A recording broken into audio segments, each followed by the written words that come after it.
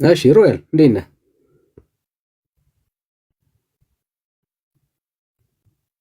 ኦኬ ዳኒ ፒስ ነው። አለን አለን፣ ሁሉ ሰላም ሰላም ሰላም። አለን። ኦርቶዶክስ አልተሳሳተችም? እኛ ነው እንጂ የምንሳሳተው ቤተክርስቲያን አትሳሳትም ብዬ አምናለሁ። አዎ። ስለዚህ ኦርቶዶክስ አልተሳሳተችም? አትሳሳትም። ኧረ አዎ እሺ፣ እሺ። እስኪ በአዲስ ኪዳን ታቦት አሳየን። ስለ ታቦት ምናምን ሳይሆን የጥምቀት ያልከው ማለት ነው። ይሄ በ40 ቀንና በ80 ቀን ይጠመቃሉ ምናምን ያልከው ማለት ነው። እሺ፣ ይሄ ይቀመጥ። ኖ አይ እሱን ነው ፐርፐዝሊ ትናንትና አውርተን አልነበረ? ስለ ታቦት አላወራንም እናንተ ትናንት። አይ ኖ ነው የ40 ቀንና የ80 ቀን ጥምቀት የሚለውን እሺ። እና ምንም ሳያውቁ ነው የሚጠመቁት የሚለው ያወራነውን ነገር ምንድነው መሰለህ? እኔ እንደዚህ ቤተክርስቲያን አንድ ማለት ሊቃውንት የሚባሉ ሰው ጠየቅኳቸው። እንዴት ነው ይሄ ነገር ግን ፕሮቴስታንቶች፣ ጴንጤዎች እንደዚህ ይላሉ እና እኔ ማወቅ እፈልጋለሁ። ምክንያቱም እኔ ምንም እምነት ውስጥ ያለው ሰው ስላልሆንኩ በብዛት ማወቅ እፈልጋለሁ ስል ምናሉ መሰለሳቸው የአርባና ባለሳሳት ማለት ነው ቀን መጽሐፈ ኩፋሌ ምናምን ብለው ምዕራፍ 4 ነው ምናምን ብለው አነሱልኝና አዳምና ሔዋን ከገነት እንትን ያሉበትን ምሳሌ ለማድረግ ነው። በ40 ቀንና በ80 ቀን ህፃናቶችን የምናስጠምቀው አሉ። ገብቶሃል? አግኝቶ የነበረውን ልጅነት ያስወሰዱት በዛ ጊዜ ስለነበር አልገባኝም። አዳምና ሔዋን በተፈጠሩ በ40 ቀንና በ80 ቀን ነው ያጡት ልጅነታቸውን። ስለዚህ ያንን እኛ በዛ ጊዜ የተወለዱ ህፃናት የምናስጠምቀው ያን ልጅነት ለማስመለስ ነው። በ40 እና በ80 ችግሩ እኮ በ40 እና በ80 ቀን በማጥመቅ ልጅነት ይመለሳል የሚል ትምህርት አለ ወይ ነው ጥያቄው? እሱ ነው። ቤተክርስቲያን በራሷ እንደዛ ቀንና አስቀምጣለች። አየህ፣ በራሷ ስለ ቤተክርስቲያን የሚቀንነው ነገር አለ አይደለም? ቤተክርስቲያን በራሷ ነው። የትኛውም ሐዋርያ አላስተማረም፣ ጌታም አላስተማረም፣ መጽሐፍ ቅዱስም የለም። በራሷ አዎ፣ በራሷ ያስኬዳል። ለዚህ ነው እኮ እንደ ራሷ ናት፣ በራሷ ዛቢያ ናት የምንለው ለዚህ ነው እንጂ በእግዚአብሔር ሐሳብና በእግዚአብሔር ቃል ላይ የተመሰረተ አይደለም። አየህ፣ መጽሐፍ ቅዱስ ውስጥ በ40 እና በ80 ቀን ስለመጠመቅ የሚያወራ አንድም የመጽሐፍ ቅዱስ ትምህርት የለም። ከኪሷን የጨመረችው የራሷን ሐሳብ ነው። በእግዚአብሔር ሐሳብ ላይ አዳምና ሔዋን ከኪስ የሚወጣ ትምህርት ነው። ስለማጥመቅ እኮ ነው እያወራን ነው። አዳምና ሔዋንማ አለ። አዳምና ሔዋን የሚል ሰው ማስመለስ ነው። በዛ መልኩ ነው እንደዛ ተመለሰ የሚባል ታሪክ የለም። በአዳምና በሔዋን በ40 እና በ80 ቀን ልጅነታቸው ተመለሰ የሚል የመጽሐፍ ቅዱስ ትምህርት የለም። ከየት ነው ያገኘው?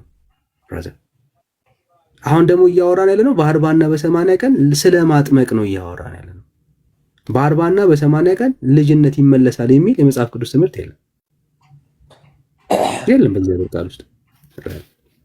እኔ እነሱን የምታምንበት እንደው የምንነግርህን ለማመን እንደው 1% እንኳን ብትሰጠው የእውነት ብዙ ነገሮችን ታገኛለህ። እነሱን እንደዚህ ትረስት የምታደርገውን ተረት ሲነግሩ የእግዚአብሔርን ሐሳብ ሳይሆን የተረት ጉዳይ እኮ አይደለም። እንደውም ባይገርምህ እሳቸው ራሱ እንትን ላይ ነው አንብብ ያሉኝ። እንደውም ጎግል ክሮም ላይ ገብተው ሁሉ አንብበው ኦርቶዶክስ እንደዚህ ብላ ታስረዳለች ብሎ ነው ያሉኝ።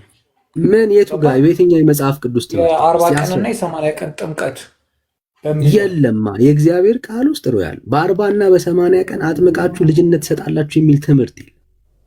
ብሉይ ኪዳን ላይ ሲጀመር ይኸውልህ አዳምና ሔዋን የምታወራ ከሆነ ስለ ብሉይ ኪዳን ነው የምታወራው። የብሉይ ኪዳን ታይም ላይ ጥምቀት የሚባል ነገር የለም። አጥማቂ የለም፣ ተጠማቂም የለም። ኦኬ ይኸውልህ ጎግል ክሮም ላይ ራሱ እንደውም አሁን አወጣሁትኝ ምን እንደሚል ታውቃለህ? ክርስቲያኖች በ40 እና በ80 ቀን የመጠመቃቸው ሚስጥር ይልና ሐዋርያዊት ቤተክርስቲያን ወንዶች በተወለዱ በ40 ቀን ሴቶች በተወለዱ በ80 ቀን ከአብራ ከመንፈስ ቅዱስ ከማፀነ ዮርዳኖስ ሲወለዱ ዘንድ ሕግ መስርታለች። ይህንንም ሐዋርያዊ ሕግ አንዳንድ ዘመን ያፈራቸው ሐሰተኛ ክርስቶሳውያን ሲያስተባብሉ ይታያሉ። እነዚህ ክፍሎች ሰይጣናዊ ትምህርታቸው ዋቢ አድርገው የሚያቀርቡት ያመነ የተጠመቀ ይድናል፣ ያላመነ ግን ይፈረድበታል በሚለው ማርቆስ 16 መሰረት ነው። ይህን ሲተረጎም መጀመሪያ አንድ ሰው ማመን አለበት።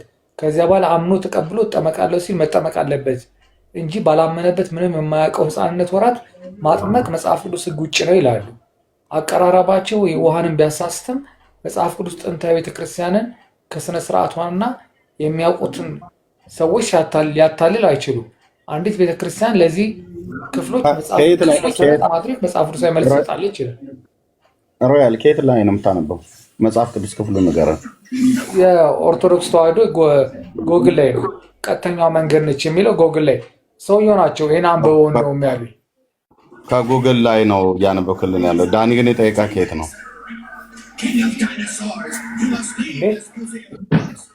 ዳኒ መረጃውን አቅርብልኝ ያለ ከየት ነው የጠየቀ? እኮ ከባይብል ነው፣ ከኦርቶዶክስ የምትለው አለ። ስለዚህ እሱ ከባይብል ጠየቃ፣ አንተ ከጉግል ታቀርባለህ። ይሄን ያህል ነው። የሁለት ዓለም ሰዎች ነን ብለን ስንል ይሄን ያህል ነው። ዳኒ ከምንድን ነው አቅርብልኝ ያለው? ከእግዚአብሔር ቃል ላይ ነው፣ ከመጽሐፍ ቅዱስ። ኦርቶዶክስ ከጉግል ላይ ነው ልጆቿን ሄዱና ይው የምትላቸው። ጉግል ላይ ደግሞ አርቲ ቡርት የሆነ ጽሁፍን የጻፋቸው ራሷ ናት። የሆነ አንድ ጢማም ሰውዬ ጠዋት ሻይ እየጠጣ የጻፈውን ጽሁፍ ጉግል ላይ ያስቀመጠውን እሱን አምጥተህ ሰይጣናዊ ናቸው ማርቆስ 16ን የሚጠቅሱ ብሎ ያለው ራሱ ሰይጣን ነው ሰውየው ማለት ነው። የአምላክን የእግዚአብሔር ቃል የማይናገረውን ይናገራል ብሎ የጻፈ ማለት ነው። ኦኬ አሁን እኔ ሰውየው አንብበ እኔ ስለጠየኳቸው ማለት ነው ጸሐፊው ነው ብየምለ አሁን እሳቸው አንብብ ብሎ ያሉ ይታይ ወደ እግዚአብሔር ቃል ሳይሆን የሚጠቁሙ ወደ ጉግል ነው የሚጠቁሙ። የጠየካቸው ሰው ከእግዚአብሔር ቃል ላይ ኤቪደንስ ሊያሳዩ አልቻሉም። ሄደው ሂድና አንብብ ያሉ ከጉግል ላይ ነው። ከጉግል ላይ ነው አንብብ ያሉ። በቃ ሮያል ውድቀታችሁ ከዚህ ጋር ነው የሚጀምረው። ስህተታችሁ ከዚህ ጋር ነው የሚጀምረው። እንዴት ኦሪት ዘሌዋውያን ምናምን አሉኝ። እንደማመን አላሉም ያሉ ሂዱና ከጉግል ላይ አንብብ ነው ያሉ። ከመጽሐፍ ቅዱስ ላይ አይደለም። ኦሪት ዘሌዋውያን መጽሐፍ ቅዱስ ላይ ኦሪት ዘሌዋውያን ከ1 እስከ 8 ያለውን አንብበው አሉኝ መጽሐፍ ቅዱስ ላይ እና ይህንንም በተጨማሪ ነገሩኝ ነው የምልህ። ኦሪት ዘሌዋውያን ከ1 እስከ 8 ማለት ምን ማለት? ምዕራፍ 1 እስከ ቁጥር እስከ ምዕራፍ 8 ማለት ነው ወይስ ማለት ሴት ልጅ ብታረግዝ ምናምን ስለ ወንድ ልጅ ብትወልድ በ40 ቀን ሴት ልጅ ብታረግዝ ምናምን እኮ ምን ስለማን ነው የሚናገረው? እሱ ክፍል ታሪክ የመንጻቷ ወራት ሲፈጸም ምናምን ነው። ስለማን ነው የመንጻቷ ወራት ነው አይደል የሚናገረው እኮ ያንን ምክንያት ማድረግ ነው። አንብበዋል ያሉን አንብበዋል። ሄደ ዘሌዋውያንን አንብበዋል። ኖ አላነበብኩትም። እሳቸው ያሉኝ ነው። አላነበብከውም። ባላነበብከው ላይ ነው አሁን አየህ፣ መጽሐፍ ቅዱስን አላነበብከውም፣ ያሉንም ቃል አላነበብከውም እና መተህ ግን ከዘሌዋውያን ከ1 እስከ 8 ብለው አሉኝ አልክ አይልም። የህፃናት ጥምቀትን አያወራም። እኔ አንተን ጥያቄ ልጠይቅ እስኪ። አሁን እዚህ ከማህፀነ ዮርዳኖስ ከአብራ ከመንፈስ ቅዱስ ብሎ ያነበብከው ክፍል አይደል? ምን አልከኝ? አዎ ዮርዳኖስ ምንድን ነው? እሱ ክርስቶስ የተጠመቀበት አይደለ እኮ። ምንድን ነው? ሴት ነች ወይስ ወንድ ነው? ዮርዳኖስ እንትን አይደል የተጠመቀበት ቦታ አይደል ክርስቶስ እኮ። ምንድን ነው ታዲያ የሚባለው? ዮርዳኖስ እንደሚባለው አልገባኝም። ወንዝ ነው ዮርዳኖስ እኮ። ያው የተጠመቀበት ወንዝ ቦታ እኮ ወንዝ ማለት ነው አይደል? ወንዝ ማህፀን አለው። ያው እንደ አገላለጽ ነው፣ ሜታፎሪክ አባባል ነው። ኦኬ በሜታፎሪክ እሺ፣ ጥሩ። አብራ ከመንፈስ ቅዱስስ የሚባለው መንፈስ ቅዱስ ማን ነው? ያው እንግዲህ ክርስቶስ በሚጠመቅበት ሰዓት መንፈስ ቅዱስ ላይ አርፎበት አይደለ? በእርግብ አምሳል እኮ ማን ነው ታዲያ? መንፈስ ቅዱስ ነው። መንፈስ ቅዱስ ማን ነው ነው ያልኩ። አብ ወልድ መንፈስ ቅዱስ። መንፈስ ቅዱስ ማን ነው? መንፈስ ቅዱስ ማለትማ ሰራጺ ነው። ማን ነው? ማንነቱ ማን ነው? እንዴት አልገባኝም። ማን ነው? ሰው ነው? መንፈስ ቅዱስ ሰው ነው? መንፈስ ቅዱስ ሰው ነው? ኤርሚያስ ምንም መጽሐፍ እኮ ማን ነው አልኩህ። ማን ነው ብየሰል ማን ነው ብየሰለ አልገባኝም አልከኝ። መንፈስ ቅዱስ ሰው ነው ወይ? ኖ መንፈስ ቅዱስ ማለት ለክርስቶስ ለኛ የላከልን። መንፈስ ቅዱስ ማን ነው ነው ያልኩህ። ማን ነው? ሰው ነው? በእኛ ውስጥ የሚሰርጽ መንፈስ ነው። ማን ነው? ማን ነው? ማንነቱ ምንድን ነው? በቃ መንፈስ ቅዱስ ሰራጺ ነው። አያውቀውም ማለት ነው። ልብ በሉ አሁን ወገኖች፣ ሮያል አሁን መንፈስ ቅዱስ ማን እንደሆነ እንኳን አያውቅም። ማን ነው ብዬ ስለው እግዚአብሔር ነው አምላክ ነው እንኳን ብሎ ለማለት አያውቅም። ኖ አብ ወልድ መንፈስ ቅዱስ እኮ እሱም አይታወቅም ማለት አልጠየኩ። መንፈስ ቅዱስ ማን ነው ብዬ ስለው አብ ወልድ መንፈስ ቅዱስ ነው አትበለኝ። አታውቀውም። ለምን? መንፈስ ቅዱስ በእናንተ ቤተክርስቲያን አይታወቅምና ማለት ነው። አታውቀውም። ማን ነው ብዬ ስለው ሮያል ማን ነው ብዬ ስለው ሰው ነው። ኦኬ፣ ከርከሮ አይደለም፣ ጅብ አይደለም፣ ወይ መልአክ አይደለም፣ ሰው ነው። ሮያል ማን ነው? ሰው ነው ይባላል። መንፈስ ቅዱስ ማን ነው? አምላክ ነው። እሺ፣ አምላክ ነው፣ እግዚአብሔር ነው። አምላክ አብራክ አለው። መንፈስ ቅዱስ አብራክ አለው። እንዴት አብራክ አለው? ስትል አብራክ ምን ማለት ነው? አብራክ በአማርኛው ትርጉም ማለት ነው። ልጅ አሁን አንተ የአብራክ ክፋይ ነች አይደል? ናት። እሺ አንተ አብራክ አለህ ማለት ነው አይደል? እንግዲህ አማርኛውን በደንብ አላውቀውም አብራክ ምን እንደሆነ፣ ግን የአብራክ ክፋይ ሲባል እሰማለሁ። ታዲያ መንፈስ ቅዱስስ ከአብራክ መንፈስ ቅዱስ የምትሉት መንፈስ ቅዱስ አብራክ አለው አለው ወይ? መንፈስ ቅዱስ አብራክ አለ። መንፈስ ቅዱስ አብራክ አለ ወይ? አብ የሰረጸ አይደል የሚባለው ነው የጠየቅኩህ እኔ። ከማን ወጣ ከማን ሰረጸ ከማን አልሰረጸ አይደለም። መንፈስ ቅዱስ አብራክ አለ ወይ? አንተ አብራክ እንዳለህ እኔ አብራክ እንዳለ ልጆቼ አሁን የኔ የአብራኬ ክፍያ ናቸው። ኦኬ አንተ ልጅ 2 ሰከንድ አንድ ስልክ ቆይ። ኦኬ አብራከ መንፈስ ቅዱስ በማህፀን ዮርዳኖስ ይልልሃል እና ማለት ነው። ደብተራ ሁሉ ሚዩት አድርገው፣ እየተሰማ ነው። ሚዩት አድርገው። እሺ ገራደ ሮያል ሚዩት አድርገው፣ ድምጽ እየተሰማ ነው። እና በቃ ዝም ብለው መጥቶ ደብተራ የሚተፋባችሁን ሁሉ ተቀበላችሁ መታችሁ እዚህ ተዋርዳላችሁ በአደባባይ። መጽሐፍ ቅዱስ አንብቡ። አምላክ አብራክ አለው ብሎ ሲልህ መንፈስ የሆነው እግዚአብሔር አብራክ አለው ብሎ ሲልህ መጥተህ አሜን ብለህ ትመጣና እዚህ ግን ስትጠየቁ እንደዚህ ማጠፊያ ይቸግራል ማለት ነው። ወንድምነት ቀጥሉ። ስልክ ስለገባበት እሺ አቤት።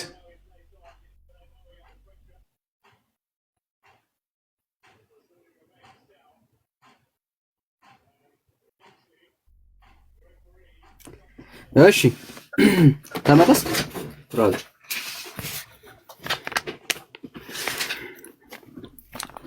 ሮል ወይ ተመለስክ? እሺ አሁን እሳቸው የሰጡት ጥቅስ ላይም ኤቪደንስ የለም። ጎግል ክሮም ላይ ያልከውም የጎግልም ሀሳብ ላይ ሰው በ40 እና በ80 ቀኑ ይጠመቅ የሚል የለም። እና አሁን እኛ አባት ምናልባት እድል ካለ ደግመ ጠይቃቸው። የትኛው የመጽሐፍ ቅዱስ ክፍል ነው ሰው ይጠመቅ የሚለው? አንድ ከተማ ነው የምንኖረው። አንድ ከተማ ነው የምንኖረው። ስታገኛቸው ነገርና አሁን ቅድም ባወራው ውስጥ ሕግን መስርታለች ነው የሚለው ጽሑፉ ራሱ። አዎ ቤተክርስቲያን የራሷን ሕግ ነው እንጂ የመሰረተችው የእግዚአብሔርን ሕግ ተከተለች አይደል። ሕግ ነው የመሰረተችው የራሷን። አያ ለኛም እያልን ያለ ነው የቤተ ክርስቲያኒቷ ሕግ ነው እንጂ መጽሐፍ ቅዱስ ውስጥ ያለ ትምህርት አይደለም። የጌታ ሕግ አይደለም። የጌታን ሕግ አይደለም የተከተለች ያለችው፣ ለራሷ ሕግ ነው የመሰረተችው። ሴት በ80 ወንድ በ40 ብላ ደንግጋ ሕፃናቶችን የምታጠምቀው ቤተ ክርስቲያን ናት። ይሄ የቤተ ክርስቲያን ልምምድ ነው። ህግን ነው ለራሷ ያጸና የመሰረተችው እንጂ በእግዚአብሔር ቃል ውስጥ እንደዚህ አይነት ትምህርት የለም። የሰው ትምህርት ነው፣ የሰው ህግ ነው። ይህንን ነው ምንልህ። በቃ ይህንን ቼክ አድርግ። ደግሞ የተሻለ መልስ ካገኘ ደግሞ ሌላ ቀን ደግሞ እናወራበታለን። እንዳሉኝ ምንድነው መሰለህ ዳኒ፣ ቤተክርስቲያን ራሷን ችላ ህግና ደንብ ካወጣች በኋላ ነው ህፃናትን ማጥመቅ የጀመረችው ነው ያሉት። በፊት ግን ኮሎማሳው የራሷ ህግ ነው፣ የራሷ ህግ ነው እንጂ እግዚአብሔር ቃል አይደለም። ኦኬ፣ ህዝቡን ግን የምታስተምረው እግዚአብሔር እንዳዘዘ ነው። የእግዚአብሔር ቃል ውስጥ እንዳለ ነው የምታወራው። ውሸት ነው። የእግዚአብሔር ቃል ውስጥ አንድም ቦታ ላይ በ40 እና በ80 ቀን ህፃናቶችን እያጠመቃችሁ ክርስቲያን አድርጓቸው የሚል ትምህርት የለም። ቤተክርስቲያኒቷ ለራሷ በራሷ ዙአባያ ላይ በራሷ እምነት ላይ የጸናችበት ዴቨሎፕ ያደረገችበት ህግ ነው እንጂ በእግዚአብሔር ቃል ውስጥ ብንፈልገው የለም ነው። ማስረጃ ሊሆን አይችልም። ይኸው አስረግጠን ነው የምነግርህ። አንድ ጥቅስ ኦኬ፣ ኦርቶዶክሳዊ ካገባ ይግባና እንትን ተነጋገሩ። እኔ አንተ ትናንትና ስላወራን ረጅም ሰዓት እስቲ ልጠይቅ ብዬ እኔ ራሴ ጠይቄ በተረዳሁት መልክ ነው። ከዛ በኋላ አንተ ደግሞ እንደዚህ ነው ያልከኝ። ለምን ጥሪ አታደርግም? እስቲ ጥሪ አድርግ ሮያል። አንተ ኦርቶዶክሳዊ ስለሆንክ ጥሪ አድርግ። ይሄው እስቲ ጥሪ አድርግ። ምን ጥሪ ላድርግ? አሁን እዚህ ውስጥ በእርግጠኝነት ዲያቆናት አሉ፣ ቄስ አለ። በቃ በትክክል ማለት ቁጭ ብለው የሚሰሙ አሉ። አሁን እዚህ ላይቭ ላይ እንኳን የገባ ሰው በትክክል 500 ምናምን ሰው ነው። በውጪ ከዛ በላይ ነው ሰው ነው የሚሆኑት። ይሄው ጥሪ አድርግ። በህፃናት ጥምቀት ላይ መጽሐፍ ቅዱሳዊ ማስረጃ ያለው ሰው ገብቶ እንዲሞግተን ራስ ጥሪ አድርግ። ነፃ ሰው መሆን አለበት። እኔ ገባ በጣም ነፃ ነኝ፣ እንደፈለግኩን ገባ። ይሄ ይሉኛል ይሄን አይሉኝም ስለማልል፣ አንዳንዱ ግን ይሄ እንደዚህ ብል እንደዚህ ምናምን ብባል ሃይማኖቴ እንደዚህ ባስነካ ምናምን ሊል ይችላል። እኔ ግን አባቶች ምናምን በጠየቁት መሰረት አንተ ጋር ተነጋግረኝ እንትን እላለሁ። በቃ ግን እንደዚህ አይነት ድፍረት ያላችሁ ሰዎች አይኖሩም ብዬ አስባለሁ። ምክንያቱም ኖርማሊ ወይ በቂ እውቀት የለኝም ወይ ምናምን በሚል እንትን ሊሉ ይችላሉ። እኔ ግን እውቀት አለኝ የለኝም በሚለው ሳይሆን ይህን ጠይቄ ይህን ብለውኛል በሚለው ነው መጥቼ የተናገርኩት። እና አሁን ካሉ ማለት የኦርቶዶክስ እምነት ተከታይ ቤተሰቦች ምናምን ካሉ ይግቡና ይናገሩ፣ ማለት እውቀት ያላቸው።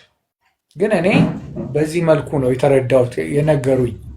ማለት ኖርማሊ እንደዚህ ፕሮቴስታንቶች ጴንጤዎች እንደዚህ ይላሉ፣ ምንም ሳታውቁ ነው በ40 ቀን በ80 ቀን የተጠመቃችሁት ብለው ይሉናል። ስለዚህ ለዚህ መልሳችሁ ምንድን ነው ብዬ ጠየቅኩኝ። ከዛ ሰውየው ይሄ ነው ብለው አሉ። እኮ ችግሩ ያል መልስ አይሆንም ነው አሁን ያቀረቡት ሩዝን መልስ አይሆንም ነው እያወራን ያለው። መልስ አይሆንም ለክርክር አሁን ብንከራከርበት ማስረጃው ሊያሳምን የሚል ማስረጃ አይደለም። ኦኬ፣ እሱ ነው ማለት እንትን ሲሆን ነው ማስረጃው። እስቲ ምኑ የለም። አሁን በብሉይ ኪዳን ላይ የሚጠቀስከው ጥቅስ ስለ ጥምቀት አያወራም። በአዲስ ኪዳን ላይ ጭራሽ የለም። ኦኬ፣ አሁን በብሉይ ኪዳን ጽንሰ ሐሳብ የአዲስ ኪዳንን ትምህርት ለራሷ ነው የፈለሰፈችው። የአዲስ ኪዳን ትምህርት የለም። ኦኬ፣ የአዲስ ኪዳን ትምህርት መጽሐፍ ቅዱስ ላይ ጥምቀት ሁል ጊዜ ሲነሳ ከፊቱ ምን ይቀድማል? እምነት ይቀድማል። በቃ እምነት ከሌለው ከዛ ውጭ የሚደረግ ጥምቀት ሻወር ነው። ውሃ መነካት በቃ ሻወር ብራዘር፣ ሻወር ነው። ምንም በቃ ለምን አይደለ ዳኒ? ለምን ተጠምቄያለሁ እኮ ነኝ። እንዴት ነው የምትለኝ? ተጠምቄያለሁ እኮ ብራዘር። ውሃ የምትወዱ አይመስለኝም ብዙ ጊዜ። ይኸው ተጠምቄያለሁ። እዚህ ያለን ጴንጤዎች ተጠምቀናል ብራዘር። የአንተን ጥምቀት አልተጠመቅንም ማለት ጥምቀትን ትጠላላችሁ ማለት አይደለም። ተጠምቀናል።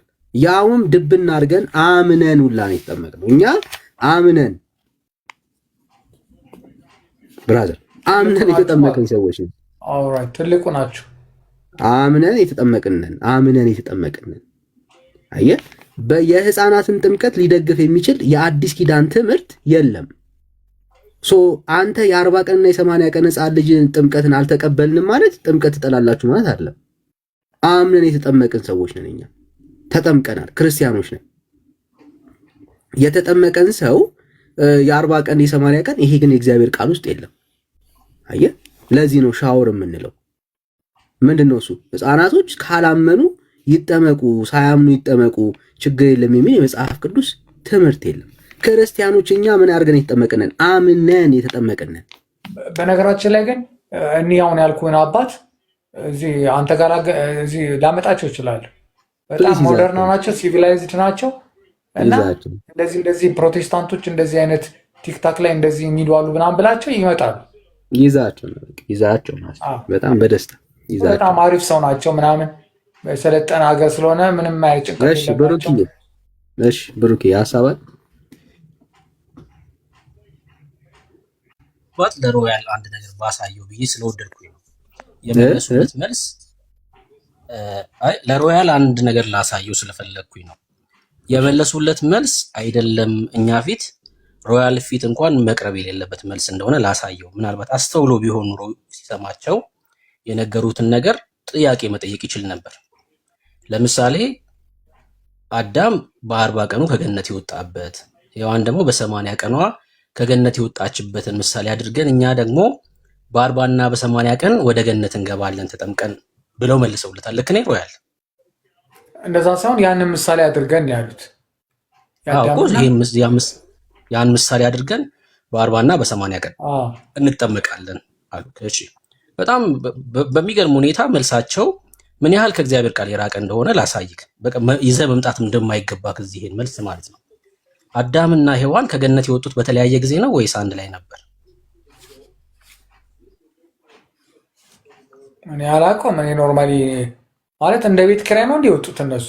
እኔ አላውቅም። እንደዛ እኮ ነው፣ እንደዛ ነው እያሉ ያሉት እሳቸው። አዳምና ሔዋን ከገነት በ40 እና በ80 ቀን ተባረሩ ካሉ ልክ እንደ ቤት ኪራይ አንተ እንዳልከው በተለያየ ጊዜ ነው የተባረሩት እያሉ ነው።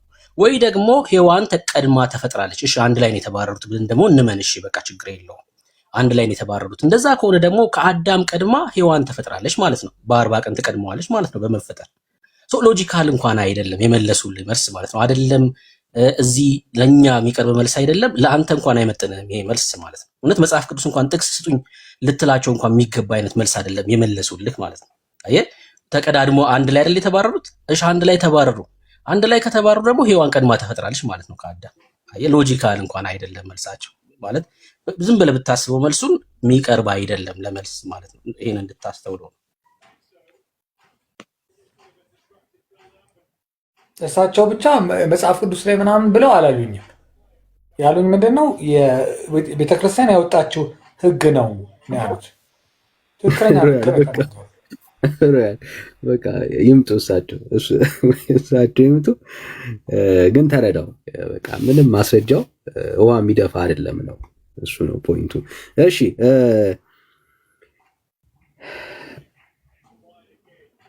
እስርሽ ሰላም ሰላም፣ እንዴት ናችሁ? እግዚአብሔር ይመስገን። ከየት ቤተ እምነት? እኔ ባይብሊካል ነኝ ፐርሰናሊ። ባይብሊካል የሚባል ቤተ እምነት የለም ብራዘር። ተናገር ራስህ። እምነት የለም ብራዘር። ለይ ራስህ። እኔ በኢየሱስ ክርስቶስ አማኝ ነኝ የሚባል የለም። እና ጥያቄ ስላለብኝ ነው። በኢየሱስ ክርስቶስ አማኝ ነኝ የሚባል አንተም አይደለህም ማለት ነው። በኢየሱስ ክርስቶስ አታምንም አንተ?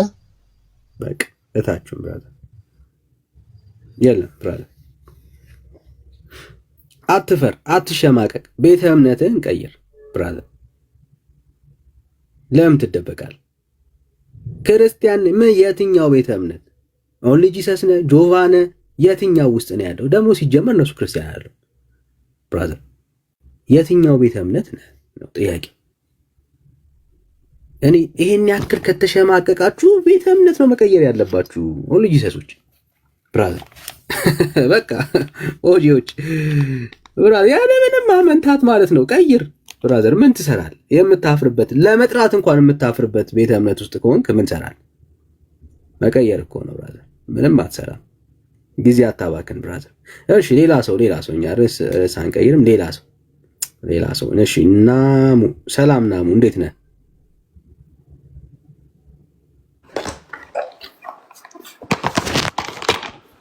ሰላም ናይ ደሙ ነው የሚለው።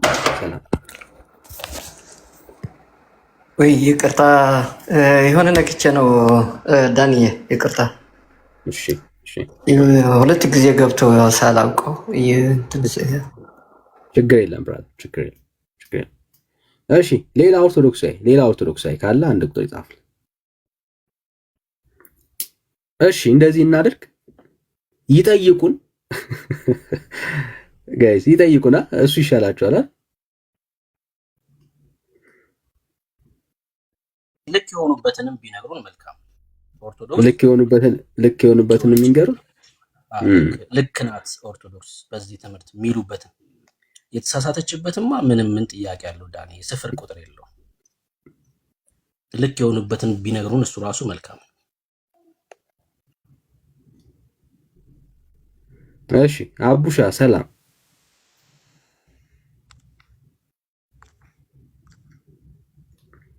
አቡሻ። እሺ ሌላ ኦርቶዶክሳዊ አለ? ሌላ ኦርቶዶክሳዊ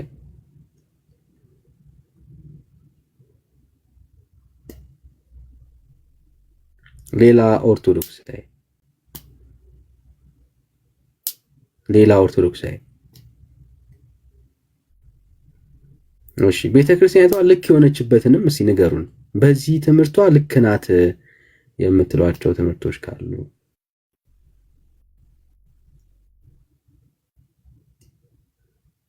ኦርቶዶክሲያን አላችሁ እኮ ጋይስ። እንዴ በጣም እኮ አሪፍ ርዕስ ነው ለእናንተ። አልተሳሳተችም ብሎ ለሚያምን ሰው በጣም እኮ አሪፍ እኮ ነው ጋይስ፣ አሪፍ ነው። በመናፍቅማ እንደዚህማ መቆም የለባችሁም ጋይስ። ኩላይቷ ዝግጅዋ እመቤቷ ጋይስ አንድ ቁጥር ጻፉልን። ጻፉልና እንቀበላችሁ። አንድ ቁጥር ጻፉልን።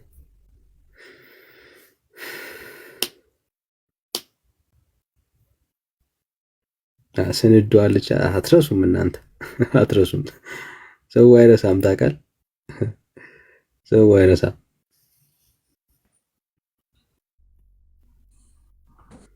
እሺ ጆ ወይ ዳንኤል እንደምን ነህ? እንዴት ነህ? እግዚአብሔር ይመስገን። ከየት ቤተ እምነት? ቅድም እኮ አውርተናል ወንድም አለ። ቶሎ ትረሳለህ? ኦርቶዶክስ ተዋህዶ። ከኦርቶዶክስ ተዋህዶ። እሺ ብሩኬ ተቀበለው። እሺ ጆን ብሩኬ የደብረ ሊባኖስ ልጅ እንደምን ነህ?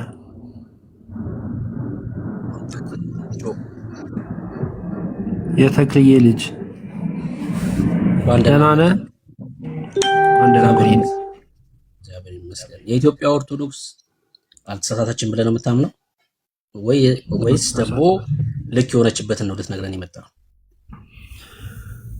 ልነግርህ እችላለሁ። ልክ የሆነችበትን ልነግርህ እችላለሁ። እሺ ንገረኝ። ልክ የሆነችበትን ትምህርት ንገረኝ። ኦርቶዶክስ ተዋህዶ ቤተክርስቲያን ልክ ያልሆነችበትን መናገር እንደውም ይቀላል። ልክ የሆነችበት እጅግ ብዙ ነው። የጌታን ቃል በቃል የምትቀበል ቤተክርስቲያን ናት። ጥምቀት ፋይዳ ያለበት፣ ስጋና ደግሞ ፋይዳ ያለው ሚኒንግ ያለው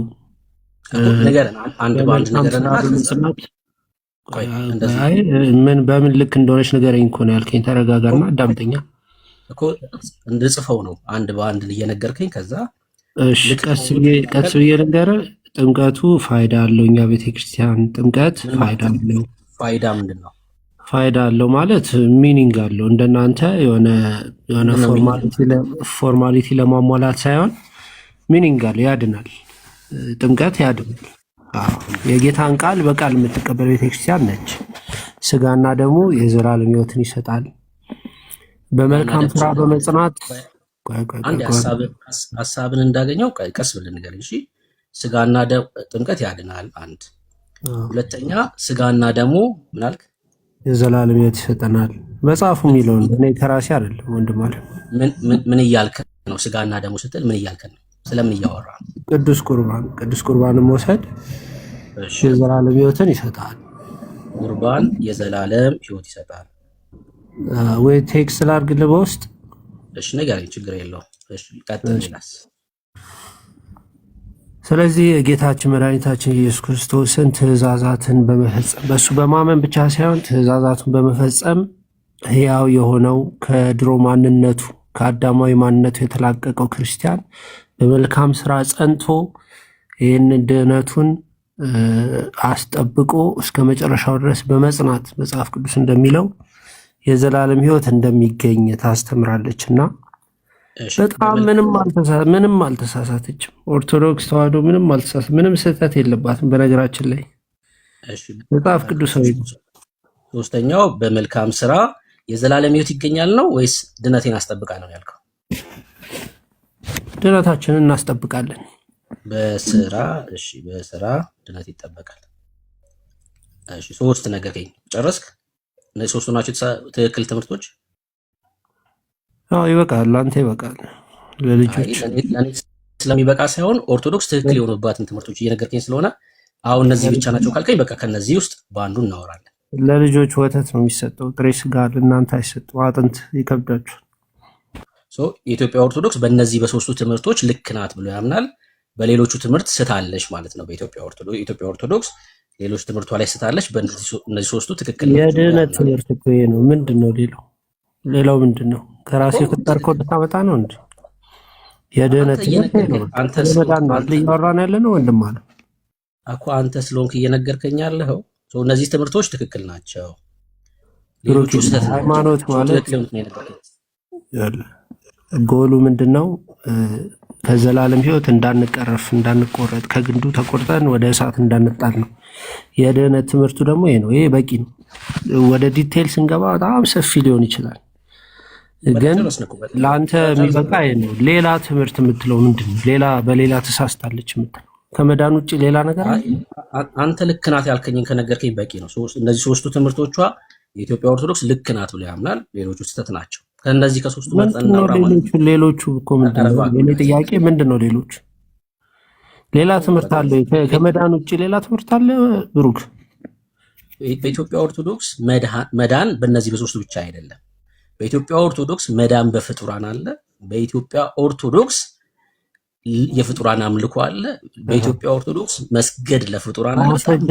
ብላውን አሰጥ ችግሩ እኮ አንዴ ቆይ ስጨርስ እዚህ ጋር ማስረጃ ስጠኝ ትለኛለህ። ችግር የለውም ትጠይቀኛለህ፣ ግን ሳውራ እያቋረጥከኝ መሆን የለበትም። በጣም ብዙ ትምህርቶች አሉ በኢትዮጵያ ኦርቶዶክስ እንደ መጽሐፍ ቅዱስ ያልሆኑ ማለት ነው። እነሱም ማንሳት ያልፈለገው ስህተት ስለሆኑ ነው። በቃ ሶስቱ ትክክል ናቸው ብሏል። ትክክል ናቸው ባለው ላይ እናውራ። በቃ ቀላል አይደል? ቀላል። ቁርባን የዘላለም ሕይወት ይሰጣል አለን ጆ። እንቀጥል አይደል? እዚህ ላይ የዘላለም ሕይወት የሚሰጥ ቁርባን ታሳየናለህ ከእግዚአብሔር ቃል ላይ ማለት ነው። ማስረጃ። እሺ ምንድን ነው የፈለገው? ትክክል ናት ብለህ ካመንካቸው ትምህርቶች መካከል አንደኛው ቁርባን የዘላለም ሕይወት ይሰጣል የሚል ነው። መጽሐፍ ቅዱሳዊ ማስረጃ ዮሐንስ 6:54 እሺ አንብብልኝ። ምን ይላል? መጽሐፍ የለም ስጋዬን የሚበላ ደሜንም የሚጠጣ የዘላለም ሕይወት አለው ይላል። እሺ ዮሐንስ 6:54 መጽሐፍ የለም አለኝ ማለት ነው።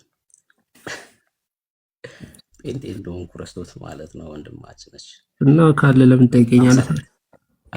አንተ እንድታነበው ስለፈለግኩ ነገርኩ እኮ። ጥቅሱን ከነገርኩ ማንበብ ነው በቃ።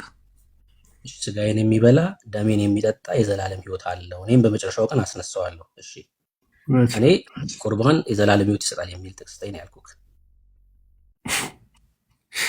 ስጋና ደግሞ ምንድን ነው ወንድም አለ? አይ ጥያቄ አይደለም መልስ ነው። ቁርባን የዘላለም ሕይወት ይሰጣል የሚል አይ ስጋና ደግሞ ምንድን ነው? መልሰህ ነው የምትጠይቀኝ። መልስልኝና ከዛ ትጠይቀኛለህ። እሺ በብሉይ ኪዳን እንግዲህ ቁርባን የሚባለው ብዙ አይነት ቁርባኖች አሉ። ከዛ ውስጥ አንዱ ለኃጢአት ስርየት የሚቀርብ ቁርባን ነው። የጌታችን ስጋና ደግሞ በኒው ቴስተመንት ጥቅስ እየነገርከን እስቲ ካስታወስኩት ላምጣልህ። አይ ቲንክ ኦሪት ዘጸአት ምዕራፍ 3 ይሁን ዘጸአት 3 ገና ሙሴ ሳይጠራ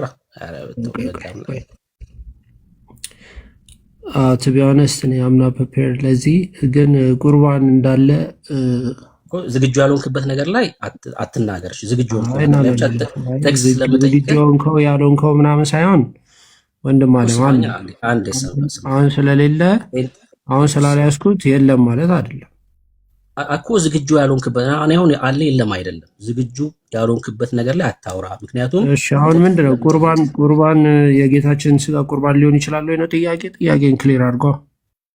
ቁርባን የዘላለም ሕይወት ይሰጣል ስላልከኝ ለሱ ማስረጃ አስተኝ ነው ጥያቄ። ሰጠው እኮ እሱንማ ወንድም አለም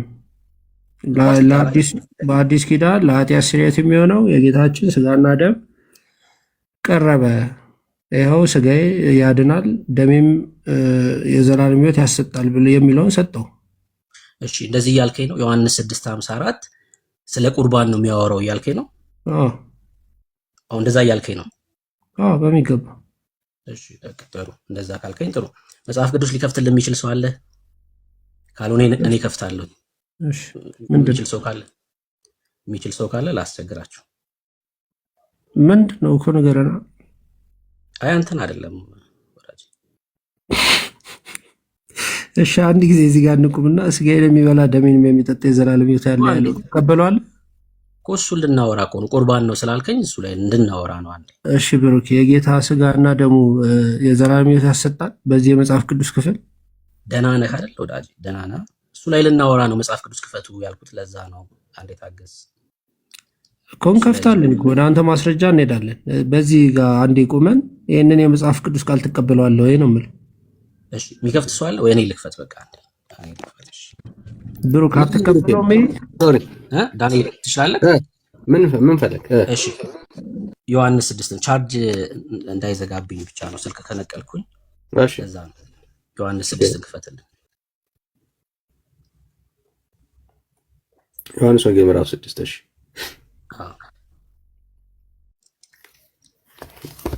እሺ ቁጥር 54 አድርግልን። ኦልራይት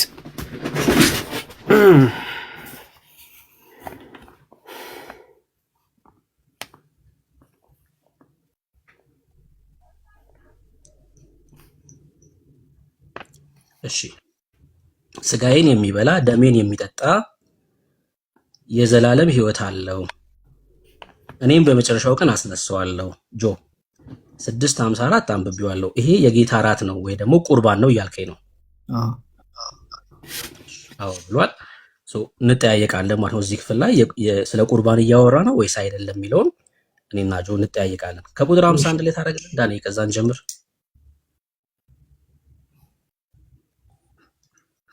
ቁጥር 51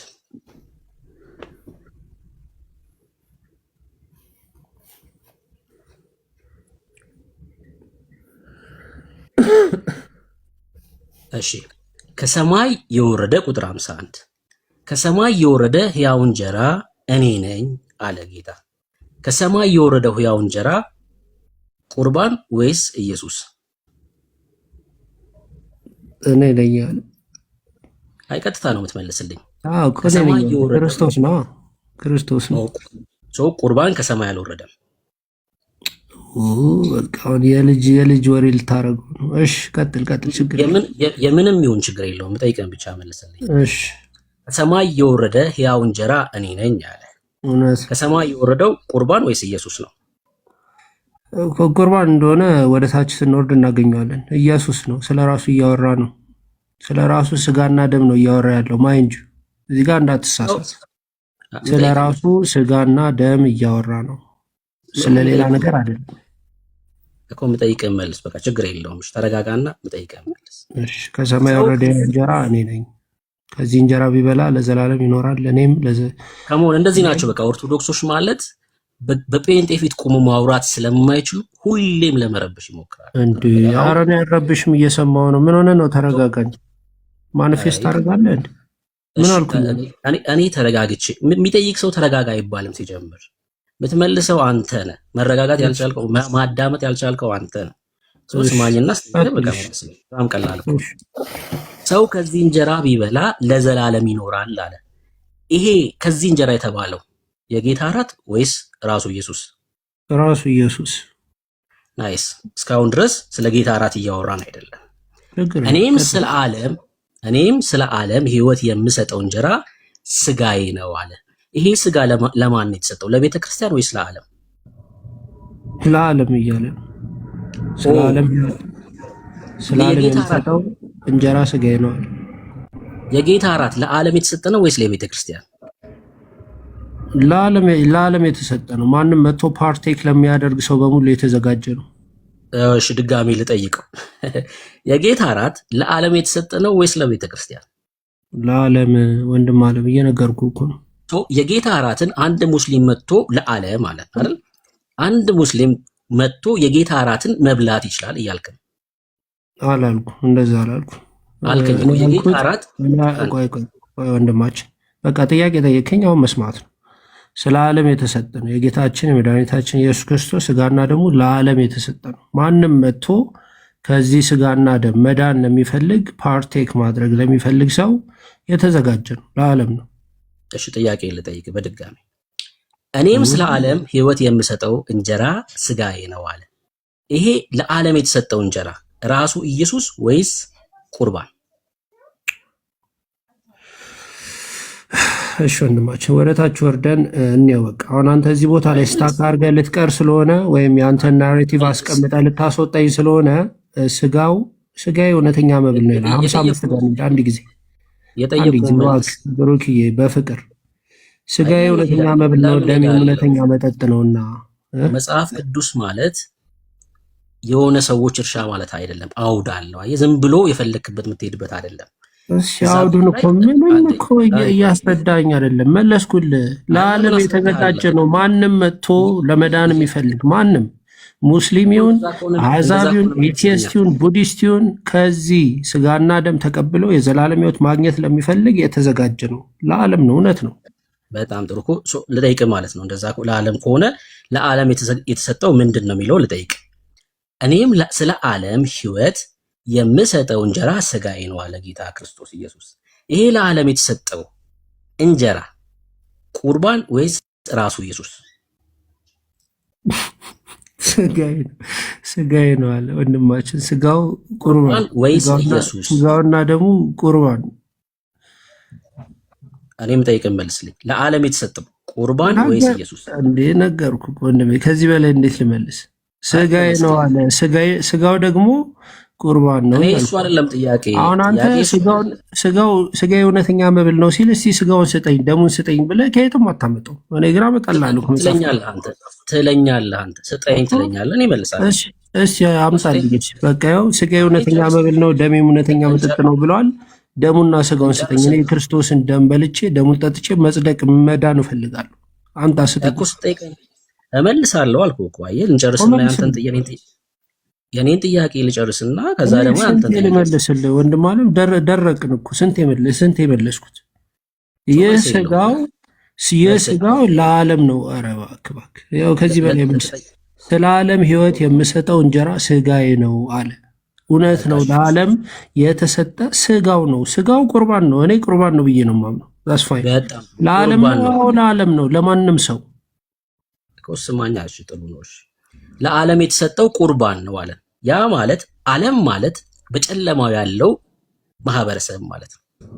በጨለማ ያለው ማህበረሰብ አንድ ሳውራ ስማኛ፣ በጨለማ ያለው ማህበረሰብ መጥቶ የጌታ እራትን መውሰድ ይችላል ማለት ከመሆን እንደዚህ ነው የሚያምኑት። አንድ ሙስሊም ተሳስታል። እኔ ኮሬክት ላድርግ። ስህተት ከሆነ የተናገርኩት ጥያቄ ነው ጠይቀህ። ተሳስታል።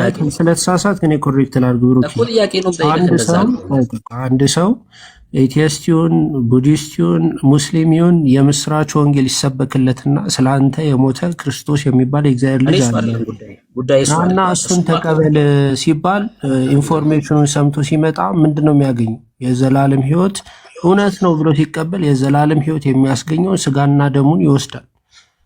ሕያው ይሆናል።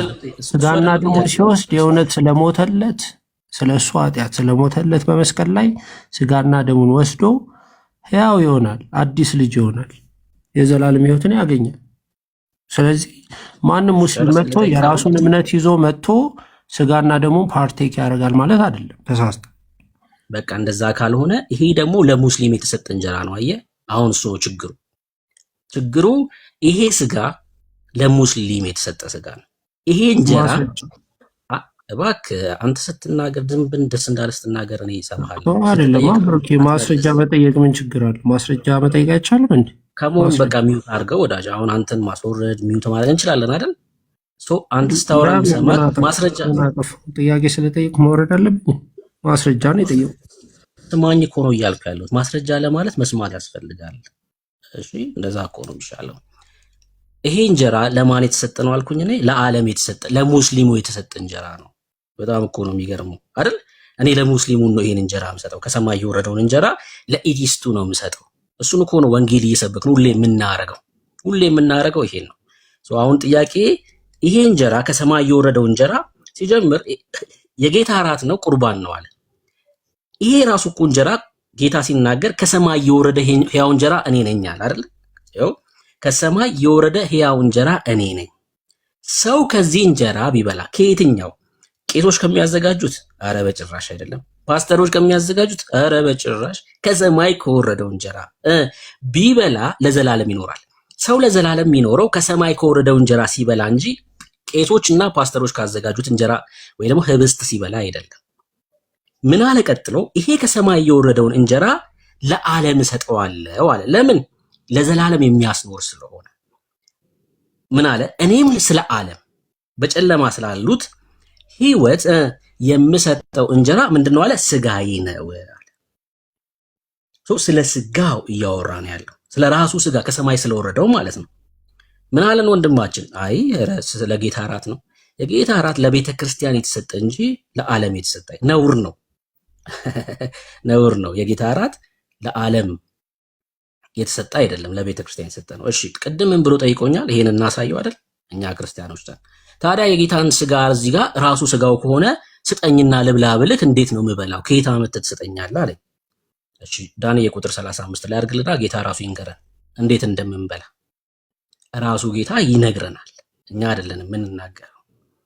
ራሱ ኢየሱስ እንዴት እንደሚበላ ነግሮናል። ስለዚህ ጌታ ሆይ ይህን እንጀራ ዘወትር ስጠን አሉት። ይሄ የዘላለም ሕይወት የሚሰጠውን እንጀራ ከሰማይ የወረደውን እንጀራ ዘወትር ስጠን አሉት ጌታ ክርስቶስ ኢየሱስ። አይሁዳውያን ጥሩ፣ ጌታ ኢየሱስ ክርስቶስ እንደዚህ አለ፣ ይህን እንጀራ ዘላለም መብላት ትፈልጋላችሁ? ሁሌ መብላት ትፈልጋላችሁ? እሺ ኢየሱስም እንደዚህ አላቸው፣ የሕይወት እንጀራ እኔ ነኝ ከሰማይ የወረደው። እሺ ወደ እኔ የሚመጣ ከቶ አይራብም። ወዴት? ወደ እኔ የሚመጣ ወደ ኢየሱስ የሚመጣ ከዛስ በእኔ የሚያምን ሁልጊዜ ከቶ ምን አይጠማም አላቸው። ጌታን መብላት ትፈልጋለህ? ጌታን መጠጣት፣ ደሙን መብላት፣ ደሙን መጠጣት ትፈልጋለህ? በእኔ የሚያምን እሺ ያን ደም ይጠጣል። በእኔ የሚያምን ያን ሕይወት የሚሰጠውን ስጋ ይበላል አለ ክርስቶስ ኢየሱስ። ካህናት ስለሚያዘጋጁት ህብስት ሳይሆን እግዚአብሔር አብ ስለሰጠን ውድ ስጦታ ነው እያወራ ያለው ማለት ነው። ኢየሱስ ክርስቶስ ከሰማይ ስለወረደው ሕያው ስለሆነ እንጀራ ይህን እየተናገረ ያለው 5000 ሰዎች ከመገበ በኋላ ነው። ከመገበ በኋላ እና ምን አላቸው? አሁን ሕይወት የሚሰጠውን እንጀራ ልሰጣችሁ ፈልጋለሁ አላቸው። አሁን ሆድ የሚያጠግበውን በልታችኋል አይደል? አሁን ደግሞ ሕይወት የሚሆነውን እንጀራ ልስጣችሁ። ምንድነው እሱ? በእኔ እመኑ። ለዛ ነው ቁጥር 27 28 29 እናንብብና ወደ ሌላ ሐሳብ እንሄዳለን። እሺ 27 28 29 ቁጥር 26 ላይ ነው አውዱ የሚጀምረው የዚህ ክፍል ማለት ነው። እሺ እንደዚህ ያላቸው ቁጥር 27 ከቁጥር 26 ጀምሮ እናንብበው። እንደዚህ ያላቸው ተመልከቱ።